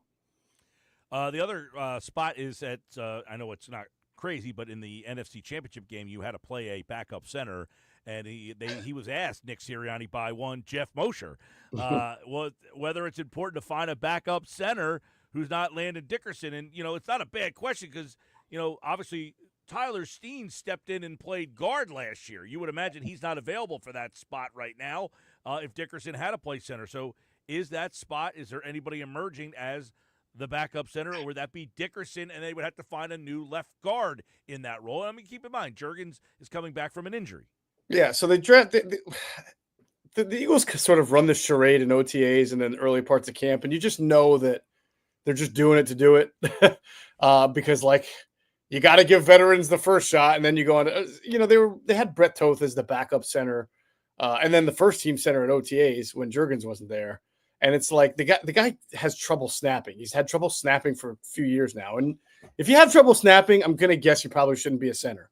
My amateur football brain. Especially for a team that runs out of the shotgun primarily 90% of the time. Right. So they drafted Drew Kendall. He's got some good bloodlines there. He is a center. And to me, it'll only be a matter of time before that he is considered the number 2 center, but he still has to make the team. The Eagles have like 20 offensive linemen here in camp, all competing for God knows how many spot, 8, 9, 10, maybe 11, who knows. But the one development that I think is interesting is Trevor Keegan, last year's 6th round pick, the kid from Michigan who was a left guard, mauling guard, road grader guard, only played left guard. They've had him snapping and playing center, which is good for him as a chance to prove you can be more versatile and make the team.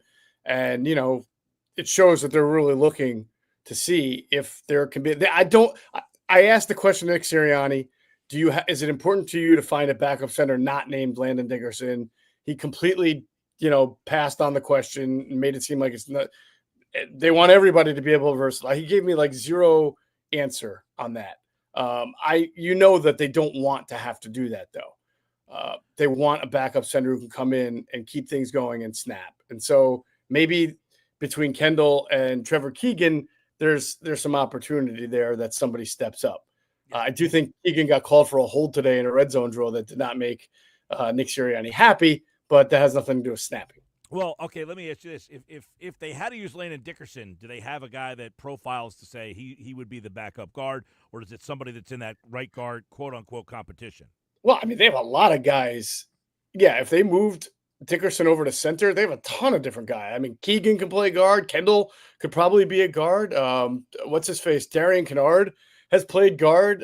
Matt Pryor has played guard. I mean, I don't think it's that they're short on guys who can play guard, so that's not why they want to move Landon Dickerson. I just don't think they want to weaken 2 spots. You saw what happened when Dickerson went in, played center. He got hurt, and then they had to put Juergens back in. I think that they would just ordinarily like to be able to put a backup center in if Juergens got hurt and not have to create movement at 2 positions. Geoff Mosher from the Inside the Birds podcast, InsideTheBirds.com. By the way, did you see that this just happened, so you might not have seen it, but Treylon Burks just got released by the Tennessee Titans. He was the guy in the trade for A.J. Brown. The Eagles got A.J. Brown. The Eagles gave Tennessee the 18th pick. They took Treylon Burks to replace A.J. Brown, and today he has been released. It's probably one of the worst trades in the history of football.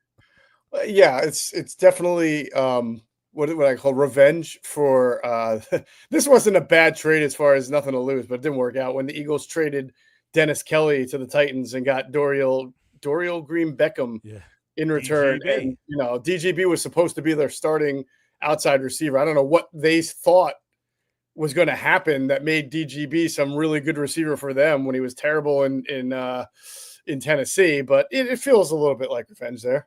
Yeah, well, slightly different results for both of those guys there, but yes, there's the trade that happened on draft night, I guess a couple of years ago. The Eagles got A.J. Brown, Treylon Burks was the draft pick. He went to Philadelphia along with a bunch of other stuff there, as you can see on the screen for the people who are watching on the X platform and on YouTube. But that trade has not worked out for Tennessee. It has worked out for the Eagles, and we'll see what ends up happening with A.J. Brown. Kevin Patullo did speak this weekend, by the way.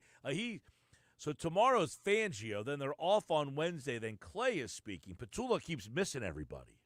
Yeah, I wonder why, if that might be premeditated or something. Kind of crazy. Is that by design that they don't want Patullo getting asked? Now, he did speak on Saturday, but I'm imagining it's a less of a contingent. The Geoff Moshers of the world are not there on a Saturday, right? Oh, I am definitely. I'm too old to be there on a Saturday, Mike. That's back for your GA days when I was, first breaking into the industry and doing it at Lehigh Valley. By the way, trekking up there. Yeah. This Thursday night there is a football game, and then the following Thursday the Eagles will play right here on 97.3 ESPN. Geoff Mosher, Football at 4, of course, right here on the Sports Bash live on 97.3 ESPN. All right, buddy, we'll talk to you. All right, Mike. Talk to you Wednesday.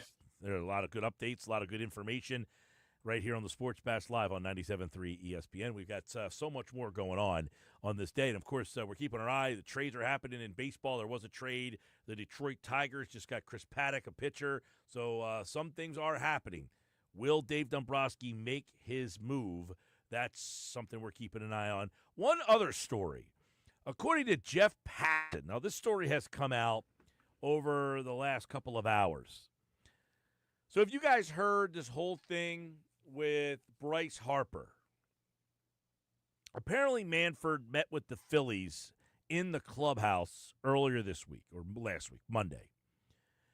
So Manfred wants to try to get a salary cap, and he wants the players to kind of back him on this. Well, he went to the Phillies to try to talk to them as a team, and the Phillies are not having it. I wonder if he would have the same pushback in Sacramento if he went to go talk to them, or Tampa Bay, one of those teams. But according to Jeff Passan, who explains what led to Bryce Harper basically going nose to nose with Rob Manfred, the commissioner of baseball, here's Jeff Passan explaining it. Look, he does this with every team, all 30 every year, tries to go around and get players' perspectives. And about a half hour or so into the meeting, economics came up. And Bryce Harper essentially said to him, don't be talking about a salary cap, walked into the middle of the room, went nose to nose with the commissioner and said, if you are going to be talking about a salary cap, you can get the bleep out of our clubhouse. And now, is Bryce Harper in the right there?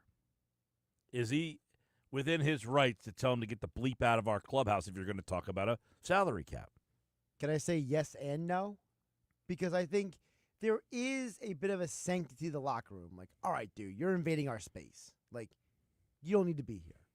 But I do think there's a bit of an overstep by Harper to have such a visceral reaction to this an idea that, frankly, it seems like, if you go off of both Jeff Passan and other people's reporting, it seems like the players might be acting a little irrational about this, shall I say. Well, I would ask the question, I don't know how it was, presented to them. I guess he's just trying to say, hey, listen, guys, our game's in a little bit of a trouble here. And Manfred believes that the salary cap conversations need to start happening. It's the only major professional sport in North America without a salary cap, and Major League Baseball players are convinced that it's going to remain that way. I think on one hand, Rob Manfred didn't stand there and take it. He shot right back at Bryce Harper and said, I will be in this clubhouse and we will have this conversation. And frankly, these are the difficult conversations that need to be happening in order for labor peace to continue. Listen, Rob Manfred's the commissioner of the sport. He has every right to go in there and tell everybody, hey, listen, I'm in charge. This is what needs to happen. I think Harper is well out of line, way out of line on this. Like, how can anybody think he can walk up to the commissioner and tell him to get the F out of the clubhouse? This guy's trying to say, hey, man, I'm trying to help the sport grow. I get it. You want to get paid your $300 million, but I'm just explaining to you this is not sustainable under the current system that we're in. You want to listen to me or not? Or do you want to act like and tell me to get the bleep out of your locker room? I mean, to me, you can hate Rob Manfred all you want. It's his job to make sure the business keeps afloat. And you think that paying Trey Turner $300 million makes sense for the for the health of baseball? You think paying Juan Soto over $600 million makes sense for the health of long-term baseball? Probably not. Probably not, but the players would say, well, then you need to come up with a better formula to make sure that we are appropriately compensated. And to do that, we're having these conversations. So you telling me to get the F out of the locker room's not helping things, because if that's the case, this might happen. We all remember the 1994 strike, canceled the World Series. It was a problem, and there is fear throughout Major League Baseball, both on the player side and at the league, that it is going to go down the same path. Now, Rob Manfred has not said he is going to lock out the players upon the expiration of that collective bargaining agreement, but at the same time, there's the expectation that that's going to happen unless things really change drastically between now and then, particularly if MLB owners insist on a salary cap. There you go. Hey, you don't want to listen to me? We might have to lock you out, or a strike or something bad could happen. You want that to happen? You're going to make your $300 million. We're not going to take your money away from you. It's not like we start over. We got to figure out how to make this work, where the Dodgers are getting paid an exorbitant amount of money because of their television deal. Correct. Well, the Arizona Diamondbacks don't have that television deal, nor do the Minnesota Twins or the Pittsburgh Pirates or anybody else for the most part. I think, Mike, it goes back to the fact that baseball's economic system has always been flawed. So I think you got to come up with a way to compensate the players that is not just based off of salary. You got to either bump up the percentage they make off of jersey sales, or a percentage of ticket sales, or a percentage of merchandise or something. Yeah, there's a way to do it. And I wish that Harper was a little bit more open to listening. Doesn't have to agree with it. Why do you think he's not open to listening? Well, because they are looking at it like you're attacking the fact that we can make as much money as we want. You can't do that in the other sports. Right. And they don't want to lose that, which is perfectly understandable. To which I would tell Harper, if you don't want to lose the money you're making, then create an easier road to make that money. Like, go to the owners and be like, look, let's find a compromise here. And I do agree with you. There's a part of it that's like, okay, that was really unnecessary from Harper. Hey, join us Wednesday live at Yuri's on the waterfront in Wildwood. Come watch the Phillies and get your picture taken with the Eagles championship trophy. We'll be there from 2 to 6. It's a Phillies Watch Party Wednesday. Watch Party Wednesday at Yuri's Waterfront Restaurant at the Sliders Bar at Yuri's in Wildwood at the foot of the bridge in Wildwood. This Wednesday, July the 30th from 2 to 6, we'll have the Eagles championship trophy with us. You can come get your picture taken and watch the Phils and the White Sox, which could be the final day before the trade deadline that the Phillies look the way they do. Could have a breaking news trade that day. Could be kind of fun. More Sports Bash coming up. The Nuggets are back. Nicky Nuggets here on the Sports Bash.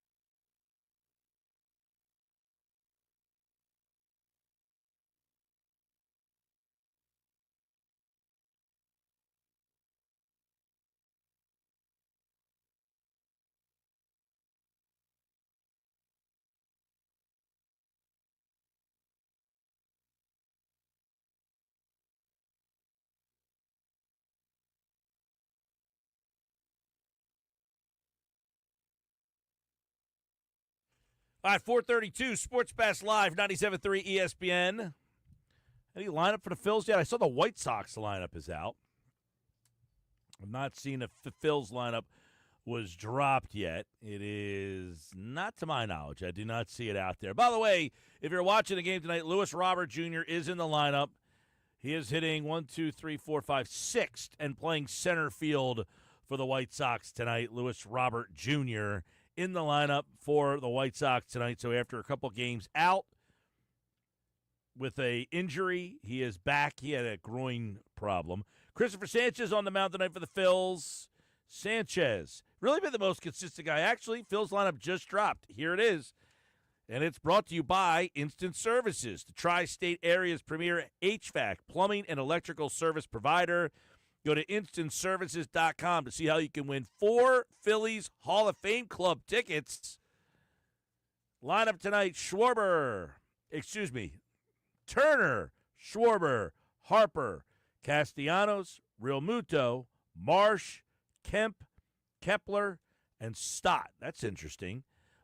Stott back in the 9-hole, Kepler in the 8-hole. Kemp is over at third. Marsh is in center. So you have those 3 lefties out of the last 4 hitters in the lineup. Let's bring in Nick Earnshaw, who celebrated a birthday weekend up at Yankee Stadium and saw a couple of Phils wins up there on Friday and Saturday night.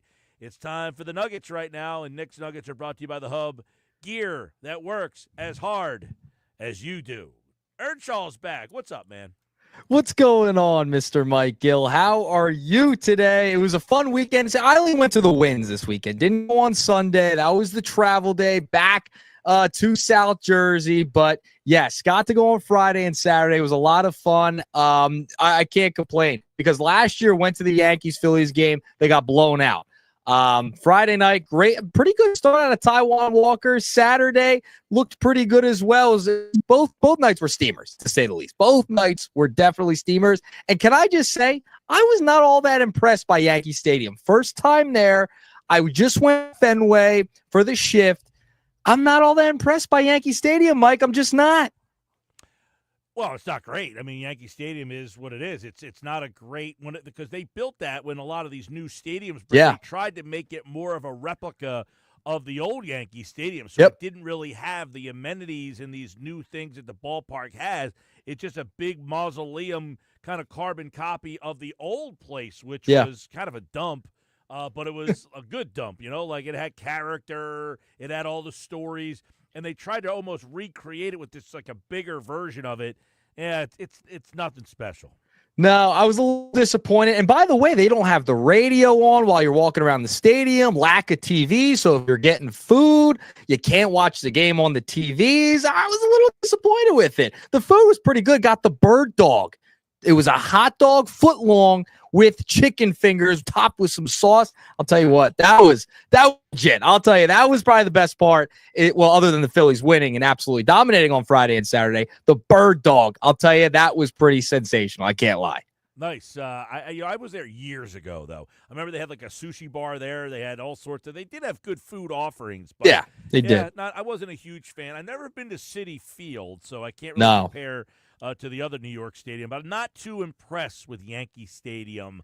It'll be interesting to see if they get how long that Yankee Stadium stands for. Yeah. It was built in 2009, so that was the first year during the World Series run when they beat the Phillies. That was the first of it. So it's a couple years younger than CBP.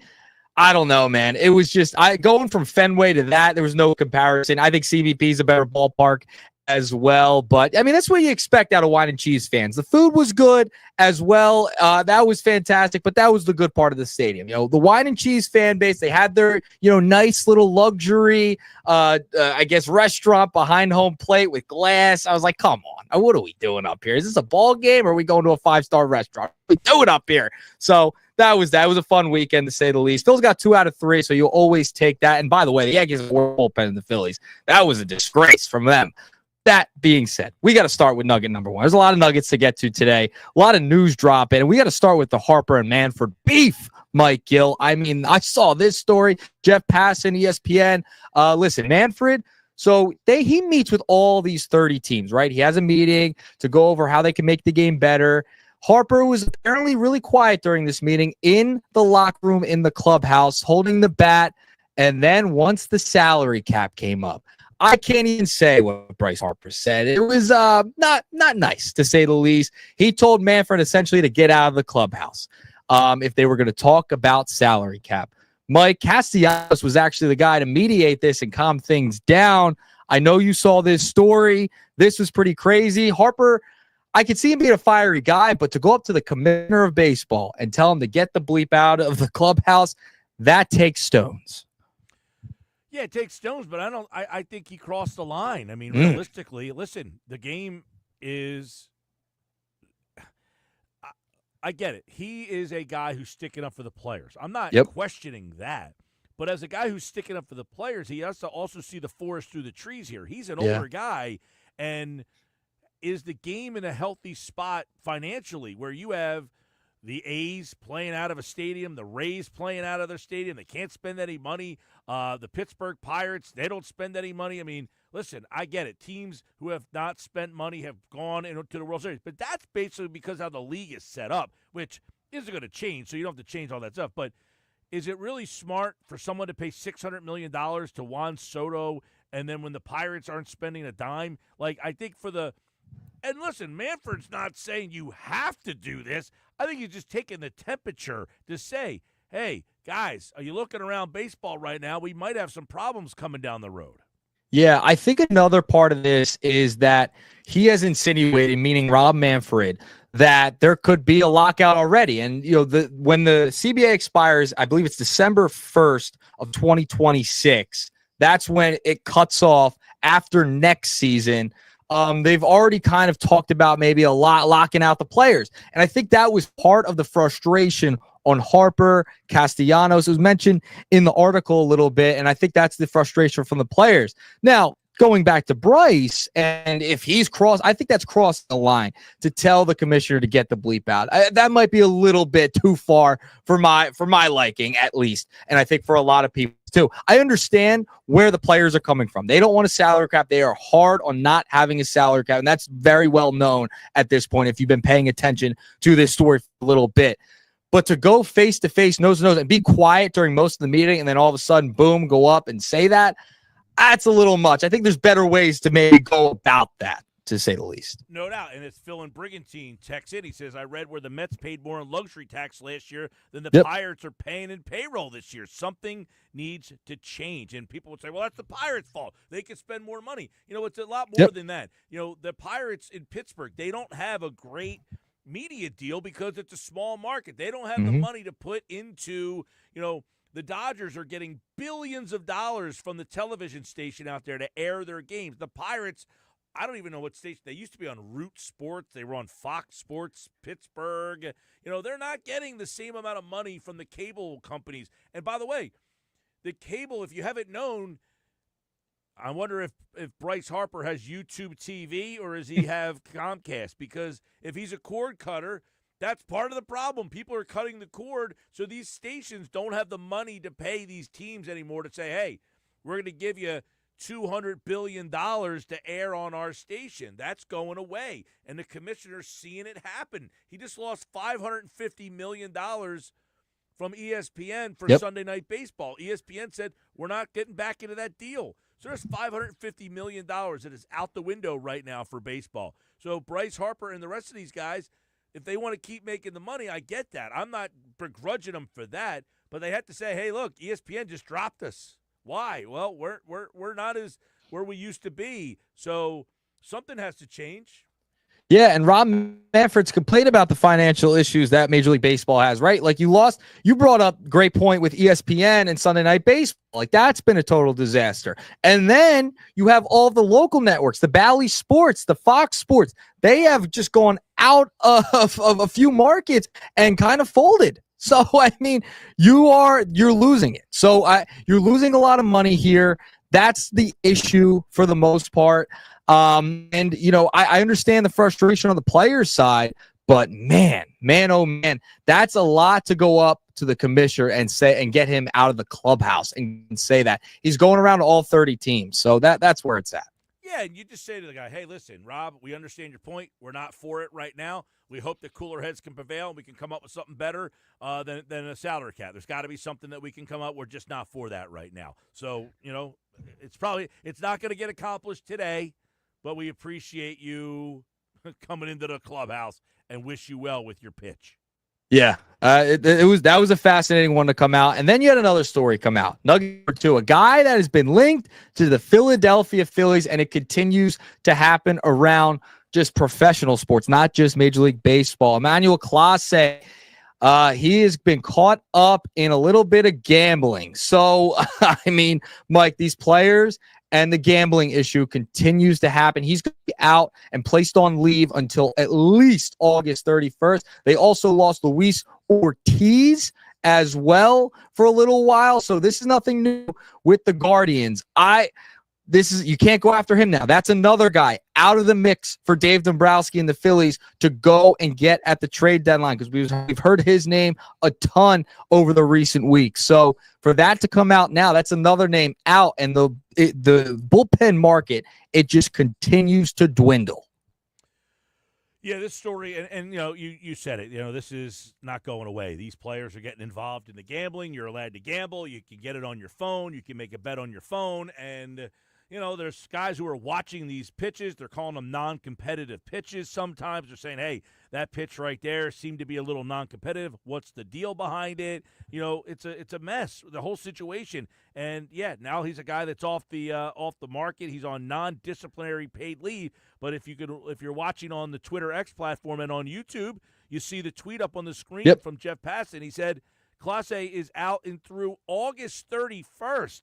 So even if you did trade for him, you wouldn't have him for the – now, the Phillies are in a unique situation. They're going to get Alvarado back. Could you trade with him for the Guardians and say, because he's out for a full month, we'll take him, but we're giving you less? Then you have Alvarado kind of step into his spot for the month of August. Then when he comes back for August 31st, now it says he's out through August 31st.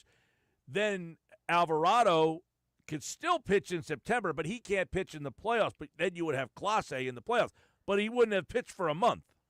Yeah, he wouldn't have pitched for a month, but also you don't know what's going to happen through the investigation. Like if there's something there and he gets in more trouble, then you traded for him. You lost a couple of probably prospects, and then you won't have him for September and October. So I would stay totally far away from this situation. No chance I would trade for him. Yeah, and I'm saying that's a funny scenario. I'm not being serious here. I'm not kidding around, but you can't make that trade. You can't bring that guy in at all right now. That one's off the table. Yeah, that one's out. And it would be funny, like if you could get him, he comes back 31st, there's nothing there. You have him and Alvarado to get you the postseason. Then you have Clase in the postseason. Not too bad. It's not too shabby whatsoever. So, I mean, in theory, sounds very nice. I would not even go there just because who knows what could happen. And I got to say something. What is wrong with some of these players betting on games? This is just out of control. You're seeing it across the NFL, Major League Baseball, the NBA. Like, guys, you can't do it. Just don't even go near it. Don't even have the app download on your phone. Nothing. And you won't get in trouble. Just stay away from it. It's not that hard. Oh, it's easier said than done. I mean, people who want to gamble, people who want to have a little skin in the game, it's hard for them to sometimes not be able to do it. I know. I get it. I understand.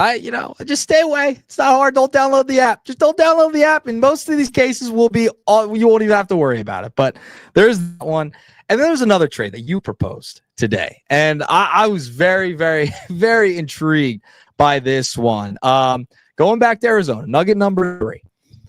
Alec Bohm for Suarez. You also included Mick Abel in the deal, Mike Gill.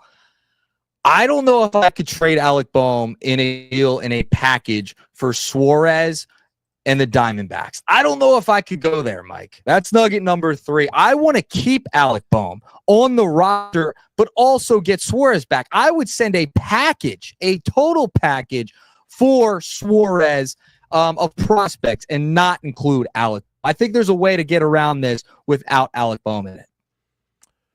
I think there is too, but if I don't think the Phillies want Alec Bohm around here anymore. I think they are more than willing to give him up, especially in this type of deal, because they're saying we don't have any plans for Bohm.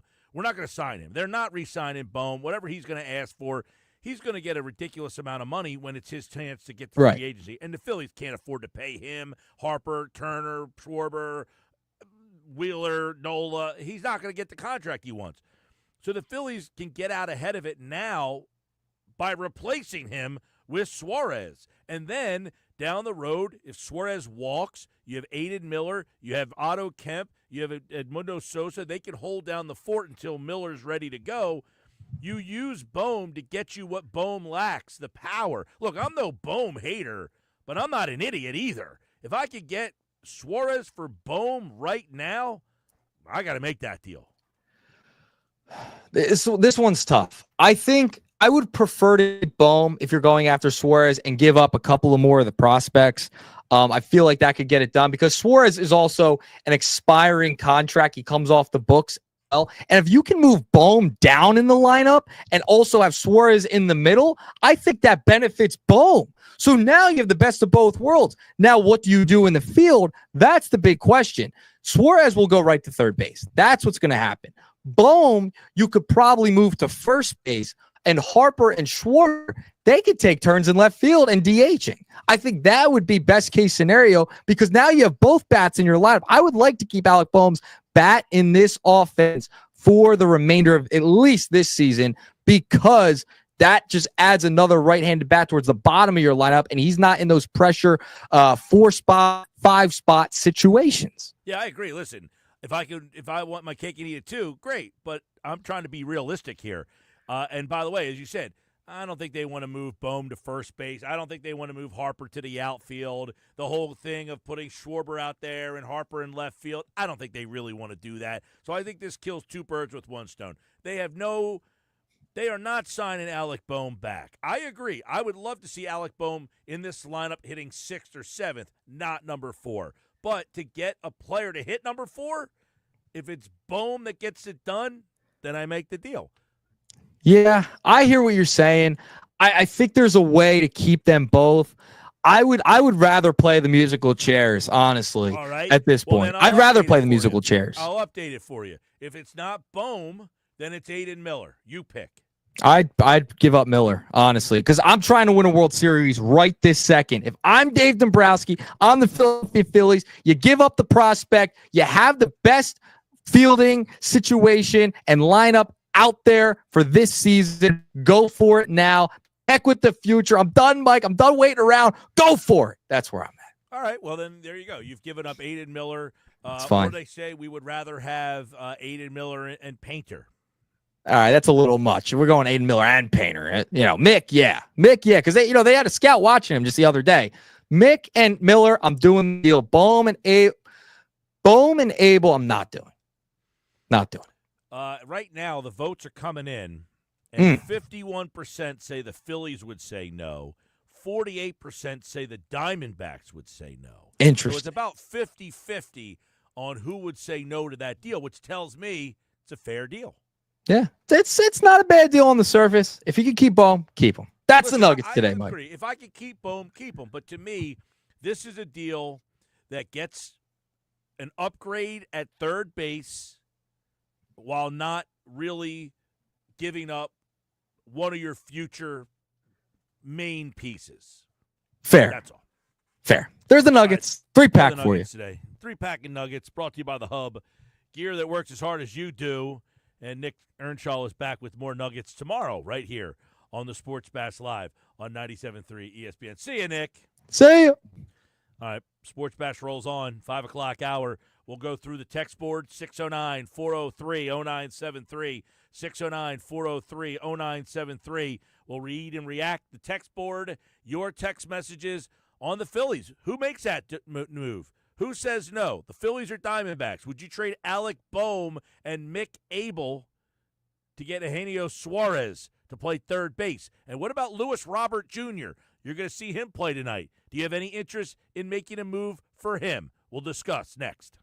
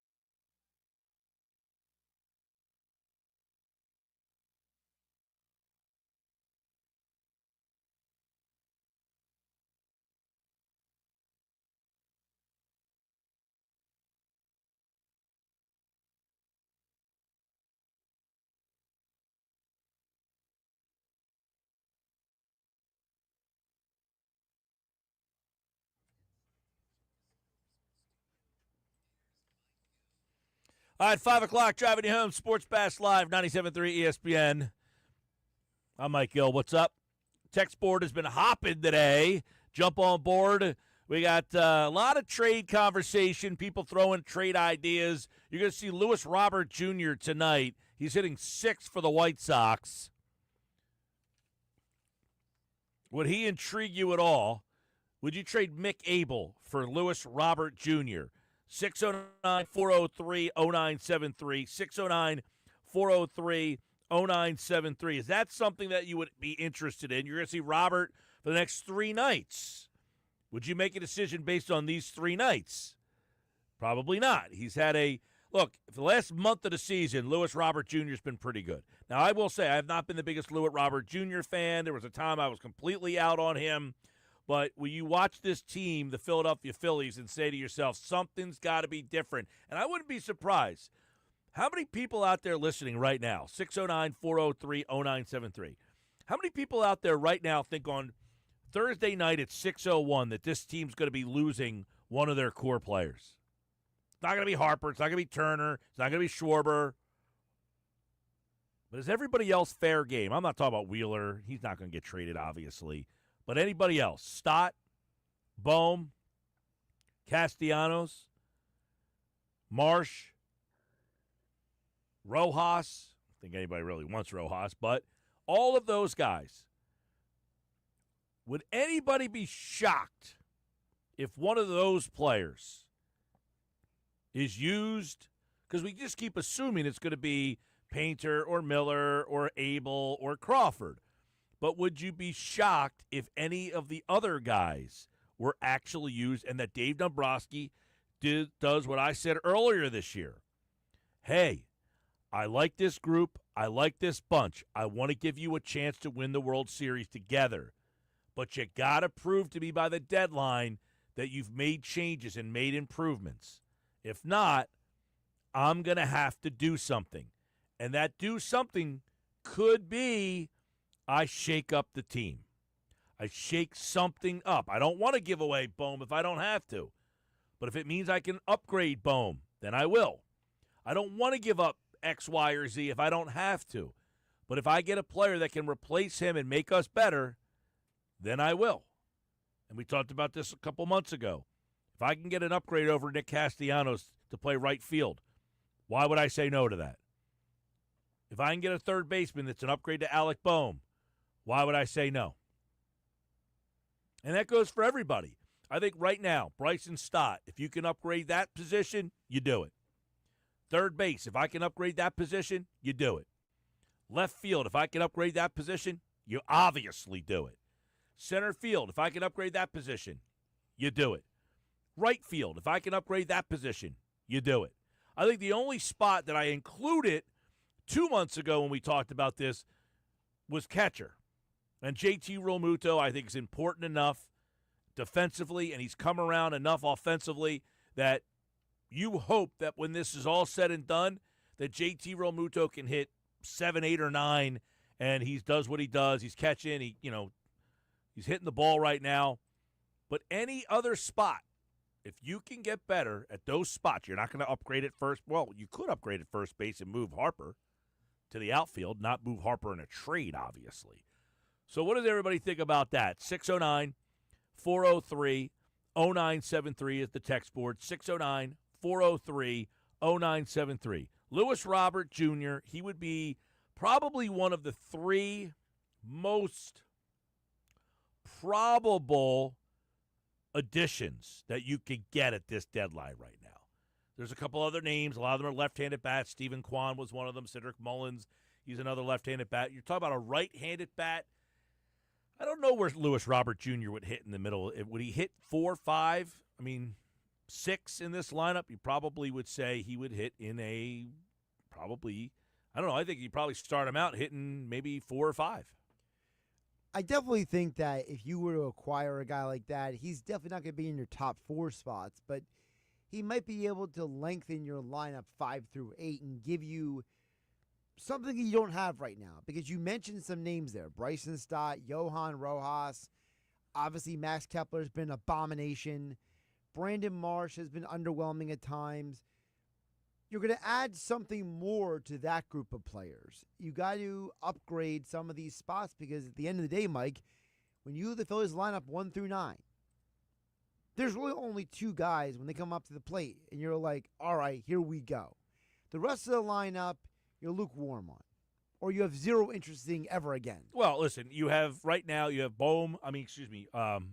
Harper, Schwarber, and Turner are the 3 guys who have been your most consistent But Harper hitters. and Schwarber are the 2. Right. Those are the 2 when they come up, you're like, all right, we got something going here. Let's go. Those have been the most consistent hitters in the lineup in terms of fear in the other team. Right. Turner's been a good hitter because he leads the National League in hits, and he's been a consistent guy for you overall this year. The 2 names right now, Suarez and Robert Jr. The question for me becomes, is one significantly an upgrade over the other? Suarez, to me, hits 4th in this lineup. Right. Robert, I'm not sure where he hits. Right now in Chicago, he's hitting 6th. So if I say, hey, you're getting a 6-hole hitter and you're putting him into the lineup here, I don't know what that does for you. I'm not sure that does, because the other thing is with Lewis Robert Jr., are you looking at a guy who's just strictly a platoon player? Do the Phillies view him as more than just a platoon player? Like someone would say, he's not a platoon player. He plays every day. In Chicago, he plays every day. But his numbers right now, his splits would suggest he is not an everyday player. So is it simply good enough for the Phillies to upgrade one of their platoons? And then like today, I think Marsh is hitting 6 today. Let's say there was a left-handed pitcher pitching today, and Robert was playing center field instead of Marsh. Would he just hit in the 6-hole where Marsh is hitting? So for me, a World Series championship team, I find it hard to believe that Brandon Marsh is hitting 6th on that team. I agree with that. I would just respond to say, to me, it's less about Marsh hitting as much as it is you got to get somebody else to take the pressure off of Marsh and guys like that. And I don't think Luis Robert does enough of that. I just don't think he is the guy that you bring in to say this bumps everyone down a spot. Guys, leave Bohm alone, please. If anything, get an outfielder who isn't, quote, platoon and buttons up his shirt and has his pockets tucked in like a ball player. I'm surprised, actually, somebody's sticking up for Bohm, number 1. Number 2, trying to find a non-platoon outfielder, easier said than done. Much easier said than done. This is not a great trade market. Nick from No. Tuckerton. Ditch Kepler, big disappointment. Hey, Nick, I have a feeling you're going to get your wish. I don't think Max Kepler. I don't think Max Kepler is here. This time next week, Nick, get back to me. I would be pretty surprised if Max Kepler was on the roster at 5:09 on Monday. Was it the August 3rd? August 4th. Yeah, August 4th. I would imagine Nick from Tuckerton will be happy. You might In be fact, gone by then. Nick from Tuckerton, you will be happy on Friday, August 1st. I think that Max Kepler will be gone. Yeah, I would just say this. Kepler is gone in some capacity off of this lineup, no matter what. They are going to do something to negate his existence. Say that again. The Phillies are going to do something. Not 100% sure what, but they're going to do something. I will tell you that this. will make it basically irrelevant for him to be involved in this team. Yeah, Max Kepler will be gone, and there's a multitude of avenues that will happen. The most likely one is he gets DFA'd. One, he gets DFA'd. He's not getting traded because nobody wants him. He gets DFA'd, and Justin Crawford comes up and plays center field, and then they move Marsh over to left field, and he basically takes Kepler's spot in the platoon. Right. And Kepler's then DFA. They don't need him anymore. Now, the only question I would say is, does Kepler stick around as just a bat off the bench? Probably not, but it's hard to say you're the guy who has, the third most home runs on your team. You're just DFAing. Well, I mean, it's easy when you figure that yeah, those home runs, they look good on a piece of paper. But if you watch the team play baseball, he has not been a real contributor to I the agree. team. Listen, I don't think it's the case, but I'm just saying, like, hey, you know what? If you're cool with that role of being the left-handed bat off the bench that can give us some power, I don't think they really need that spot. But that being said, Mike, it's going to be Rojas, Rincones, and McFarland for Robert. Abel, Escobar, Weston Wilson for which Duran? Jay Duran. That's not that would be the closer. Johan He's Duran. not talking about Jaron Duran. Johan Duran, right? Yeah. Those predictions, I would say I would be shocked. Nobody wants Johan Rojas. I mean, to put Rojas in any deal and say that's going to get a deal done, I have a real hard time with that. I think you would get laughed off the property. Rincones, he's just a guy. I mean, come on. Who wants Gabriel Rincones? I will say really quick, Rincones, though, is at a high level at AAA where maybe a team looks at him as like, look, we need a body to put in the field, and maybe he's a body to put in the field for somebody.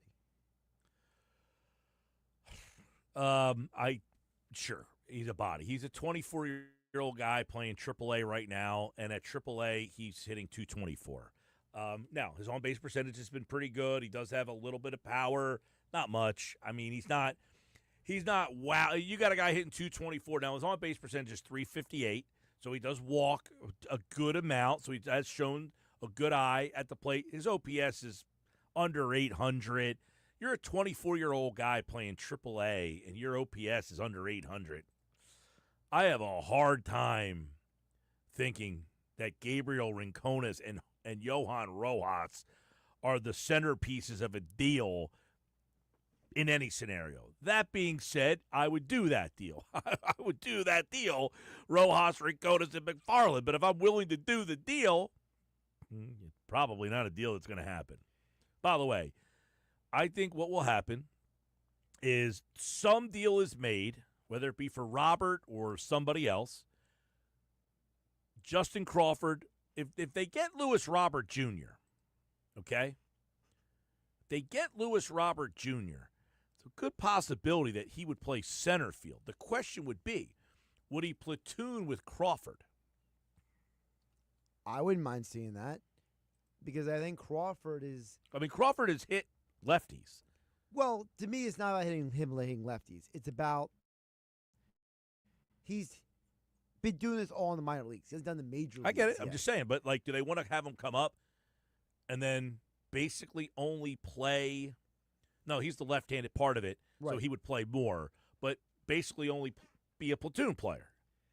Or do you say, hey, once you get called up, you're the guy? Now, keep in mind, Lewis Robert Jr. has only played center field. He has not played left field or right field. He's not a corner. He is a center fielder. So you would be saying, hey, we are getting this guy. Now, that would mean Justin Crawford. Does he move to left field? There are some people who project him as a left fielder. There are some people that project him as a left fielder. Now, Lewis Robert Jr. has won a Gold Glove in center. So it's not like, hey, just move him over to left field. He's probably going to be your center fielder. And that means, see, the interesting part of that would be your goal would be to get Brandon Marsh from playing center field. Correct. Yeah. But the problem is if you call up Crawford and you put him in left field, what does Marsh do? Just sit on the bench?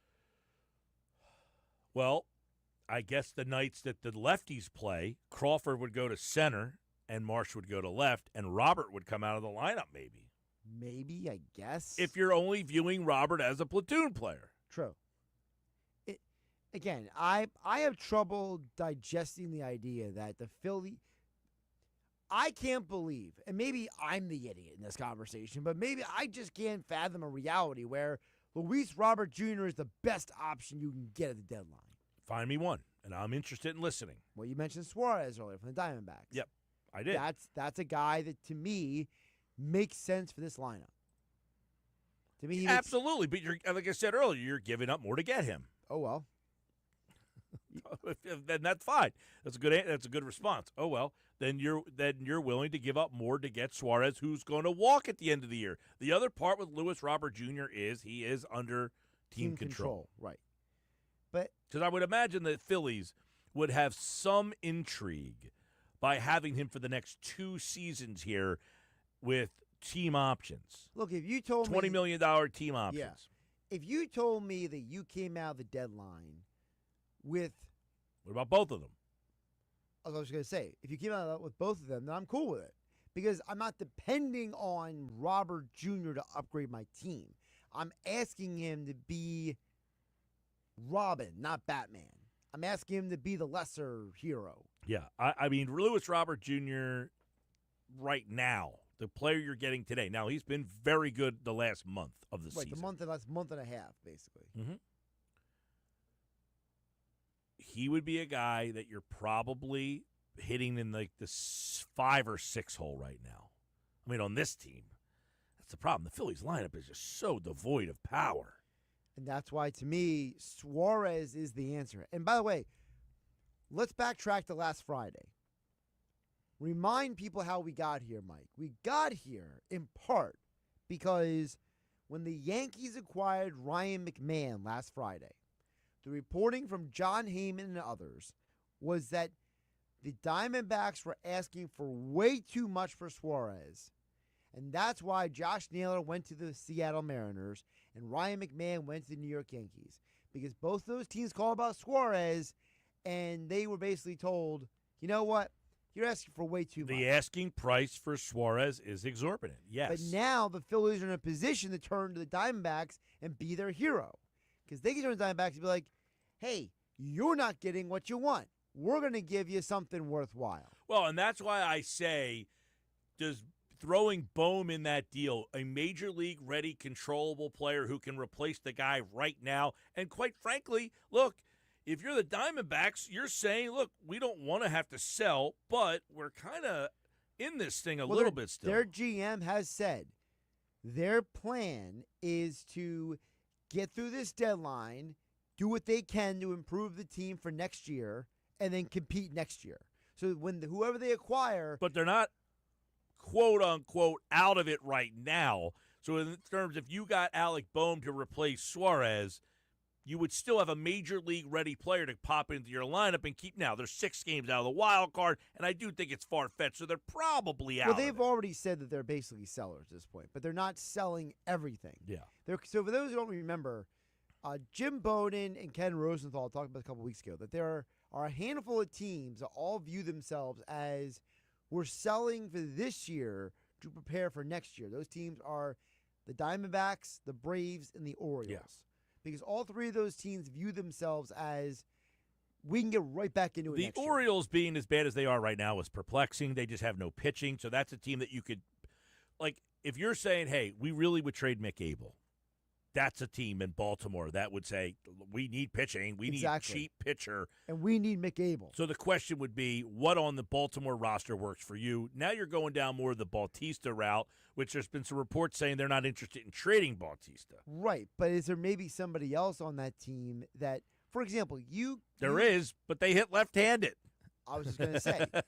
You've got Ryan O'Hearn, an all-star first baseman, though. That's left-handed. First base, outfield, DH. You've got Cedric Mullins, left-handed left field, hitter. Center field. But Cedric Mullins is an upgrader for Max Kepler. And O'Hearn is an upgrader for half of your team, basically. Well, he would be a very good player, but he's a left-handed hitter. I know that. But what I'm saying You trade is Mick Abel for Ryan O'Hearn. Sure, let's do it. 32 years old. I mean, not the power that you're looking for. No, but at the same time, see, I like O'Hearn better than Luis Robert. I know Robert Jr. is the right-handed bat, but O'Hearn to me is the more consistent, viable player. And he's a guy that you can say, I know this guy has been injured 20 times. The injury thing has really got you there, huh? It does, because this is Philadelphia. We're the home of the injury. the damaged goods capital of America, basically. Yeah, I'm not worried about the injury situation if you're healthy right now. If you were coming off of an injury his groin all was season just messed long, up 3 days ago. yeah, I mean, he's played yesterday. He's back in the lineup today. I think there's probably, look, they're trying to trade him. I don't think there's any secret about that. He's 27 years old. Now, if he was a 32, 33-year-old guy and the injury thing was still a problem, the injury thing is not even entering my See, lexicon. I hope, and I hate saying this is so mean for me to say, but I'm just going to say it. I'll be the bad guy. I hope he gets injured in this series. I hope he runs the first baseline, trips over the base, and twists his ankle or something, just to show everybody that this guy has been injured so much. You just want to be right that bad on this one? I just want people to understand, because nobody watches the White Sox. They're a horrible baseball team. People don't understand that this dude has been injured almost every year except for 1 year of his baseball career. This is who he is. All right, Sports Bash Live. We'll continue the conversation. Text board stays open throughout the show. 609-403-0973. 609-403-0973. Phillies play the White Sox tonight. Do you have any interest in Lewis Robert Jr.? Would you trade Mick Abel straight up and just say, hey, you take Abel, you need a young pitcher, we need a young outfielder who can give us a little bit more pop from the right-hand side? Is that a deal that could get done? You're watching that game tonight. You'll be watching the number 6 hole hitter in the White Sox lineup, because there's not much else to watch, by the way. More Sports Bash on the way, 97.3 ESPN.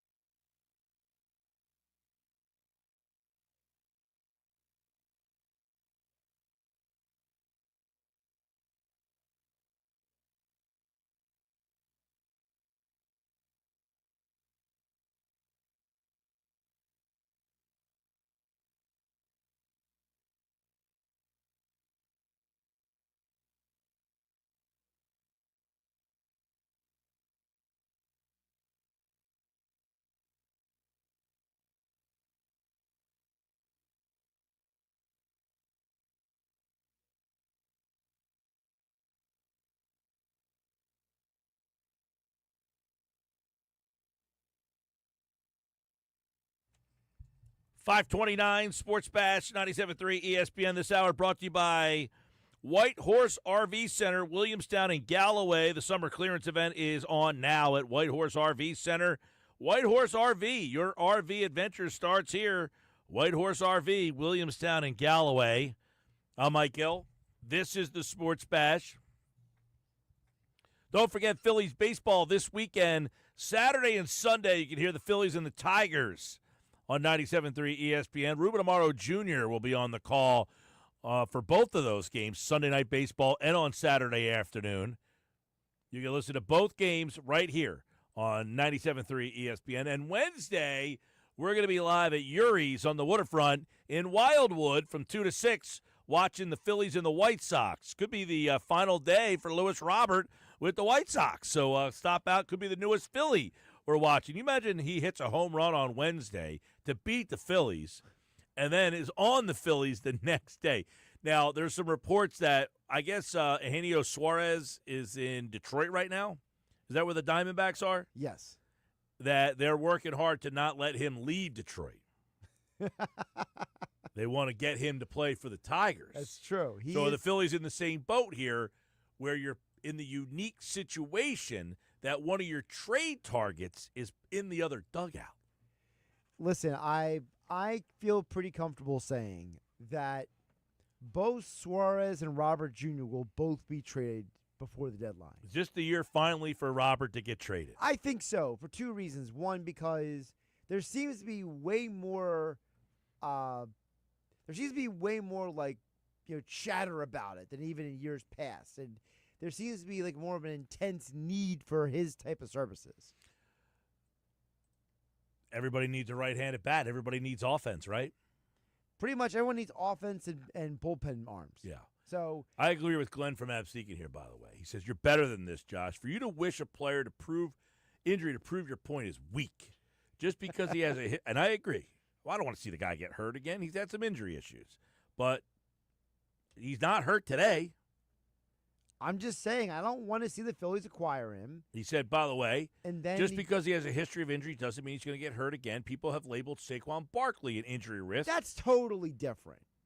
That is not even an apples-to-apples comparison. Well, he's been hurt a lot, Barkley. He missed a lot of time. First of all, we have found out through research that almost all of Barkley's injuries happened on the Giants' lousy turf at that stadium. He almost never had an issue outside of that stadium. I don't think it's 1 ounce coincidence that once he got away from there, he was fine. And two, football's a contact sport. What's Luis Robert contacting with? The wall. I don't know what his injuries have been. Like, to me, he had a grade 2 flexor sprain. He had a flexor strain in his right hip. Was in 2024 that caused him to miss time. Right, he had the hip injury. Mm-hmm. He's also had hamstring issues. I don't see anything about that. I see in 2023, he played all of 2023. Right, he had the 1 year. He had a sprained wrist. So he sprained his wrist. He got hit by a pitch. Can't help that. There's nothing he could do about that. That caused him to miss the rest of the season. He sprained his wrist. It ended his season. He got hit on September 24th. So that was something he could not do. He suffered a complete tear of his hip flexor in 2021. That sounds like fun. And that caused him to miss rehab for 3 to 4 months after he could replace. He was activated on August 9th. So he missed with a hip flexor, a complete tear. So that was his injury in 2021. That's a pretty major injury. But he has the other one. He got hit by a pitch. 2023, he did not miss any time. 2024, he had a hip flexor strain, which I guess had something to do with the injury that he had in 2021, but he has not been hurt this year. So did you mention the groin injury he had in 2022? 2022, it does not mention that. It says he got placed on the injured list with a sprained left wrist, which ended his season after getting hit by a pitch against the Mariners. There you go.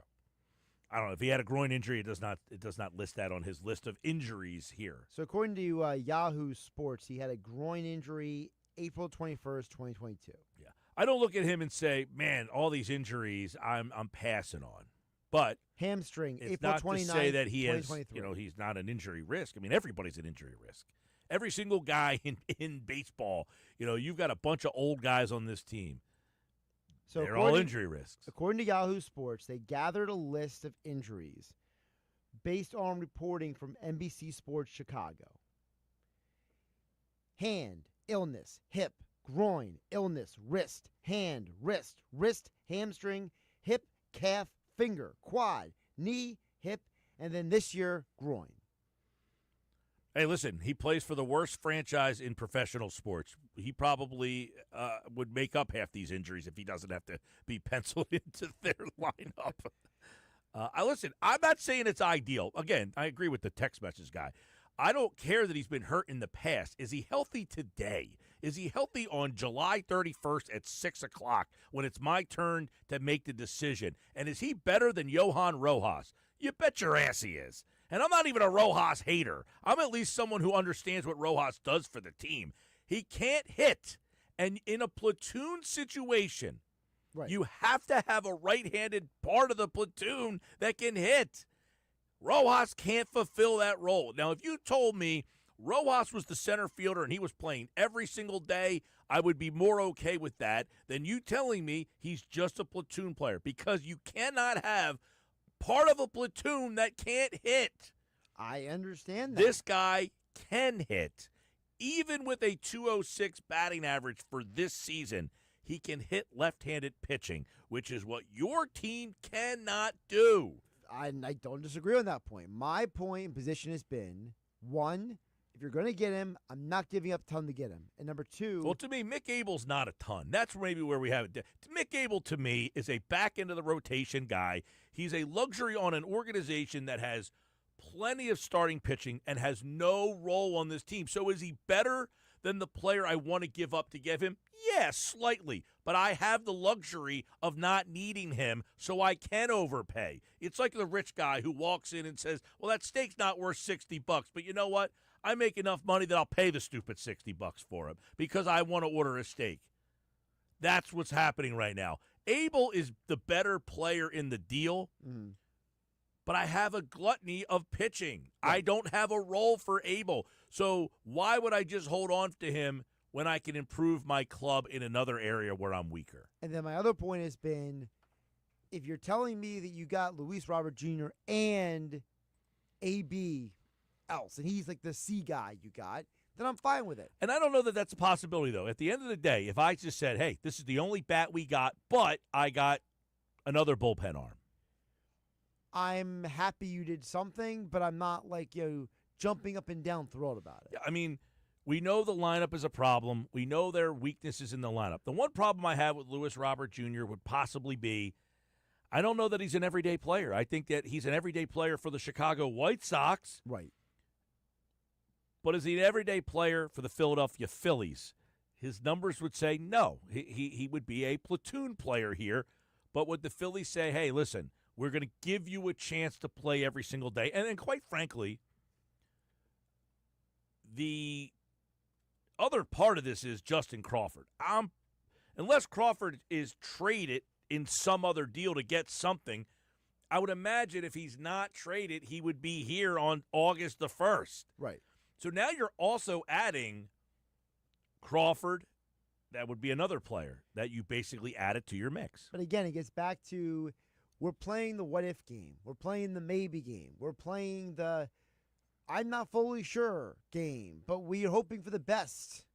And I don't know what that means. I mean, of course we're playing the maybe game. None of us have the answers. Or do you just want us to not speculate? I mean, is that what we're supposed to speculate? I'm saying that if I can get a proven commodity versus a I hope for the best commodity, that's what I would prefer. Well, but that's what the trade deadline is. There's no proven commodities out there other than Suarez. We could go around and round and round in circles. You're going to give me a guy that is a proven commodity. I'm going to have to give you more to get that guy. That's fine. This isn't like, brain surgery here. If Luis Robert, the reason he is available is because the team he's on is awful, and he has been such a wild card. I understand. He has had a year in which that's where the craziness comes in. Everyone's looking at that 1 year of him and saying, can he be that guy? And then he adds to it by, in the last month of the season, he has been very, very good. That is why all of this is, you are basically playing with an unknown here because there isn't a known. There's not a guy that's like, hey, we're trading this guy whether we like it or not because we're so far out of it. That's what happens when you trade with bad teams. This is what the trade deadline has been for the eternity of time, is you're calling a team that is out of the race and you're saying he would be better if he was on our team because your team stinks. He doesn't have the protection there. So we're going to take him here and hope that because he's around better players, he is also a better player. There are no known quantities at the trade deadline because good teams aren't trading with other good teams. Good teams are trading with lousy teams, and therefore you're getting a player who is essentially an unknown. So if you're trying to get a known at the trade deadline, you're barking up the wrong tree. Okay, maybe the verbiage I used wasn't literally correct, okay? But if you can be non-literal with me for just a moment, Mike Gill, here on 97.3 ESPN, it's the idea that you mentioned a few minutes ago. The lineup is a problem. And I'm getting a better player to fix that problem. But part of the reason why the lineup is a problem is because the man who makes the decisions about this team convinced himself and everyone else that the lineup wasn't a problem. So now... I don't know that that's accurate. Okay, so you don't remember when Dave Dombrowski said last October... He can say what he wants to say to the public. Is he going to come out and say, yeah, I do think our team stinks? This is where you and I disagree, because Howie Roseman, Daryl Morey, Danny Briere have all come out at different points in time in the last couple of years and said, this was a mistake, we're going to rectify it, we're going to get better. There's never been a point where Dave Dombrowski has even let you think that he is a mortal individual. I don't think he needs to. His team has been one of the better teams. Daryl Morey's hasn't. Danny Briere certainly hasn't. He has no leg to stand on. They haven't made the playoffs in 5 years. He has to say he's made mistakes. Dave Dombrowski, you say, look, we got a good club. What do you want me to do? We just didn't come up in the big situations. But that's the problem. You go out to the media and say, we have plenty of all-stars on this team. And then you go out and bring in Max Kepler and try to laud him as, hey, he's going to make our team better. Well, guess what? He'll give you the answer to the question on Thursday when Max Kepler's no longer here. He doesn't have to say, I think Max Kepler stinks. He'll show you. His actions will speak louder than words when Max Kepler's not here anymore. Just like last year. He told us that Austin Hayes, this is the guy they wanted. They thought he was great. You had a chance to bring him back in the offseason, and what did you do? You DFA'd him. So your actions spoke louder than your words. Austin Hayes wasn't the guy you thought he was, so you got rid of him. But Austin Hayes was also a guy who could have been something. But as he said at the trade deadline, we've been trying to trade for this guy for years. We wanted this guy. This is the guy we wanted. And they said at the trade deadline, we want him to play every day. We don't look at him as a platoon player. We look at him as an everyday player. Right. Your actions spoke louder than words because he wasn't either. You got rid of him at the first chance you got because, yes, he was disappointing. But you could have said, we need a right-handed bat. We've always liked this guy. We want him to come back here healthy. Instead, they brought in Max Kepler. That was a mistake. It was a mistake. And guess what? I could be wrong about this. But at 6:01 on Thursday night, I would imagine Max Kepler is no longer here. Maybe the next day. They might let him stay until the end of the week. And maybe the problem is me in this, okay? Maybe the problem is people like Dave Dombrowski, the way they talk, the way they act, it just irks me to no end. Like He's an older school guy, though. He's not one of these new school GMs. He's more of our club, everything's great. He's not going to throw guys under the bus. He's not going to tell you the guy's not who they really want. I mean, if you read between the lines, though, that's obvious that they're not they're not on the Kepler train anymore. Thank God. But still, it's the idea that we are in this position in part because of the man who built the roster. So it's the man who built the roster's job to rectify it. Yeah, absolutely. And part of rectifying that is you're doing this on the fly now because you made mistakes in the offseason. Your only chance to fix it is now you have a trade deadline. at a trade deadline, your chance to fix that is generally by shopping in the bargain bin with Sure. bad teams. I say bargain bin. You have to pay a high price, but you're not going to a high-end store. Right. You're going to a store that, you're going after teams that are not good, and therefore you're going after a player who's less of a known quantity. Very few times are you getting an all-star. When I say an all-star that would have been named an all-star that year if he wasn't on the bad team. Well, that too. If that team didn't have to have an all-star. You know what I'm saying? Right. Like Ryan O'Haron was an all-star because he played for the Orioles this year. Correct. Not because he's really an all-star. Right. And you're trying to improve your team by going to a bad team. You know what's crazy about this whole conversation, though? We have spent most of this show talking about Luis Robert and Eugenio Suarez, and yet it's almost like we're just assuming they're going to get the bullpen arm. But I talked about this last week. The Phillies don't have to trade for a bullpen arm, according to John Middleton. He said it last week. He said, Dave Dombrowski told me about the Cardinals in 2006. So if we don't trade for a bullpen arm, that doesn't necessarily mean we can't still improve the bullpen. So like you're saying, maybe they don't trade for a bullpen arm. We're just assuming they don't, or we're all assuming they do. I'm not assuming that at all because John Middleton said that there's another avenue to go to improve the bullpen. One of the things people have to realize is a bullpen in the regular season is an entirely different animal than a bullpen in the postseason. If you go back, I was talking to Dave about this about a month ago, and he said, John, and I think it was 06 when the Tigers, which he was running, played the Cardinals. He said, the Cardinals' bullpen was very mundane, very average. He said, we weren't concerned about it at all. And then they put Adam Wainwright in the bullpen. And overnight, it turned into a really, really good bullpen. So they don't have to trade for a pitcher. He just said that, right? You say you believe what all these guys say. And I don't agree with him saying that. I think there's a little bit of ego going on here with these guys where they're like, we built this team. See, we're gonna, Glenn from Absecon was saying, it was a bad job by me wanting to be right so bad that I would wish ill on somebody to get injured. Well, why don't we apply that same philosophy to these guys? These guys want to be right so bad about the $500 million that they've spent that they're willing to spite all of us fans to say, see, I was right about building this team the way I did. That would be an accurate statement if they do nothing. I would be pretty shocked by that. I mean, even in the last couple of years, they still did make moves. They didn't work out. They said, hey, we need a right-handed bat. Austin Hayes bats right-handed. We like him. Didn't work out. That doesn't mean they didn't try and didn't notice that they needed a right-handed bat. You might not agree with the level of player they got in return, but maybe that's all that was available to them. So they're not as stubborn as you're making it out to be. You just don't like the moves that they made. They evaluate the players differently than you. I didn't love the Austin Hayes move. Unfortunately, he got hurt.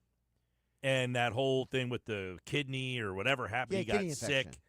So he never – but I was a proponent of bringing him back and giving him a shot for $5 million as opposed to signing Max Kepler. All right, Bet365 play of the day coming up on the other side. Plus, the Savannah Bananas were in town on Saturday and Sunday. Did anybody see any of that? Big Dom was the star of the show. Big Dom came out to a huge applause and a ruckus audience on Saturday night. I didn't see, was there any, like yesterday they played again.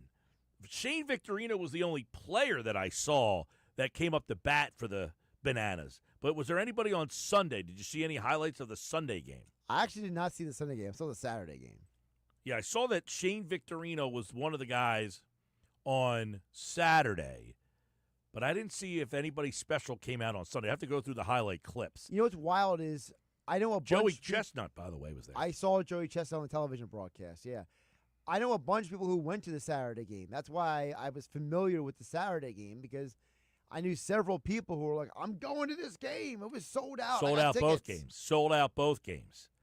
All right, Sports Bash Live, got the Bet365 play of the day. Next, right here on the Sports Bash Live on 97.3 ESPN.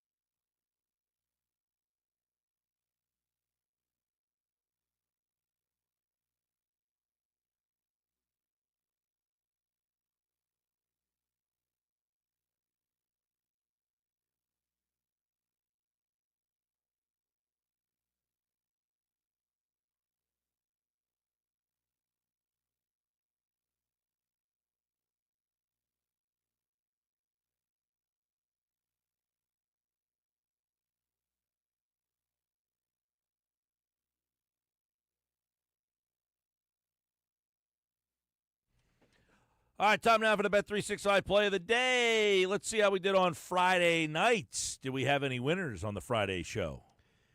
So here's the deal, Mike. So Friday, you gave out 3 games. I did.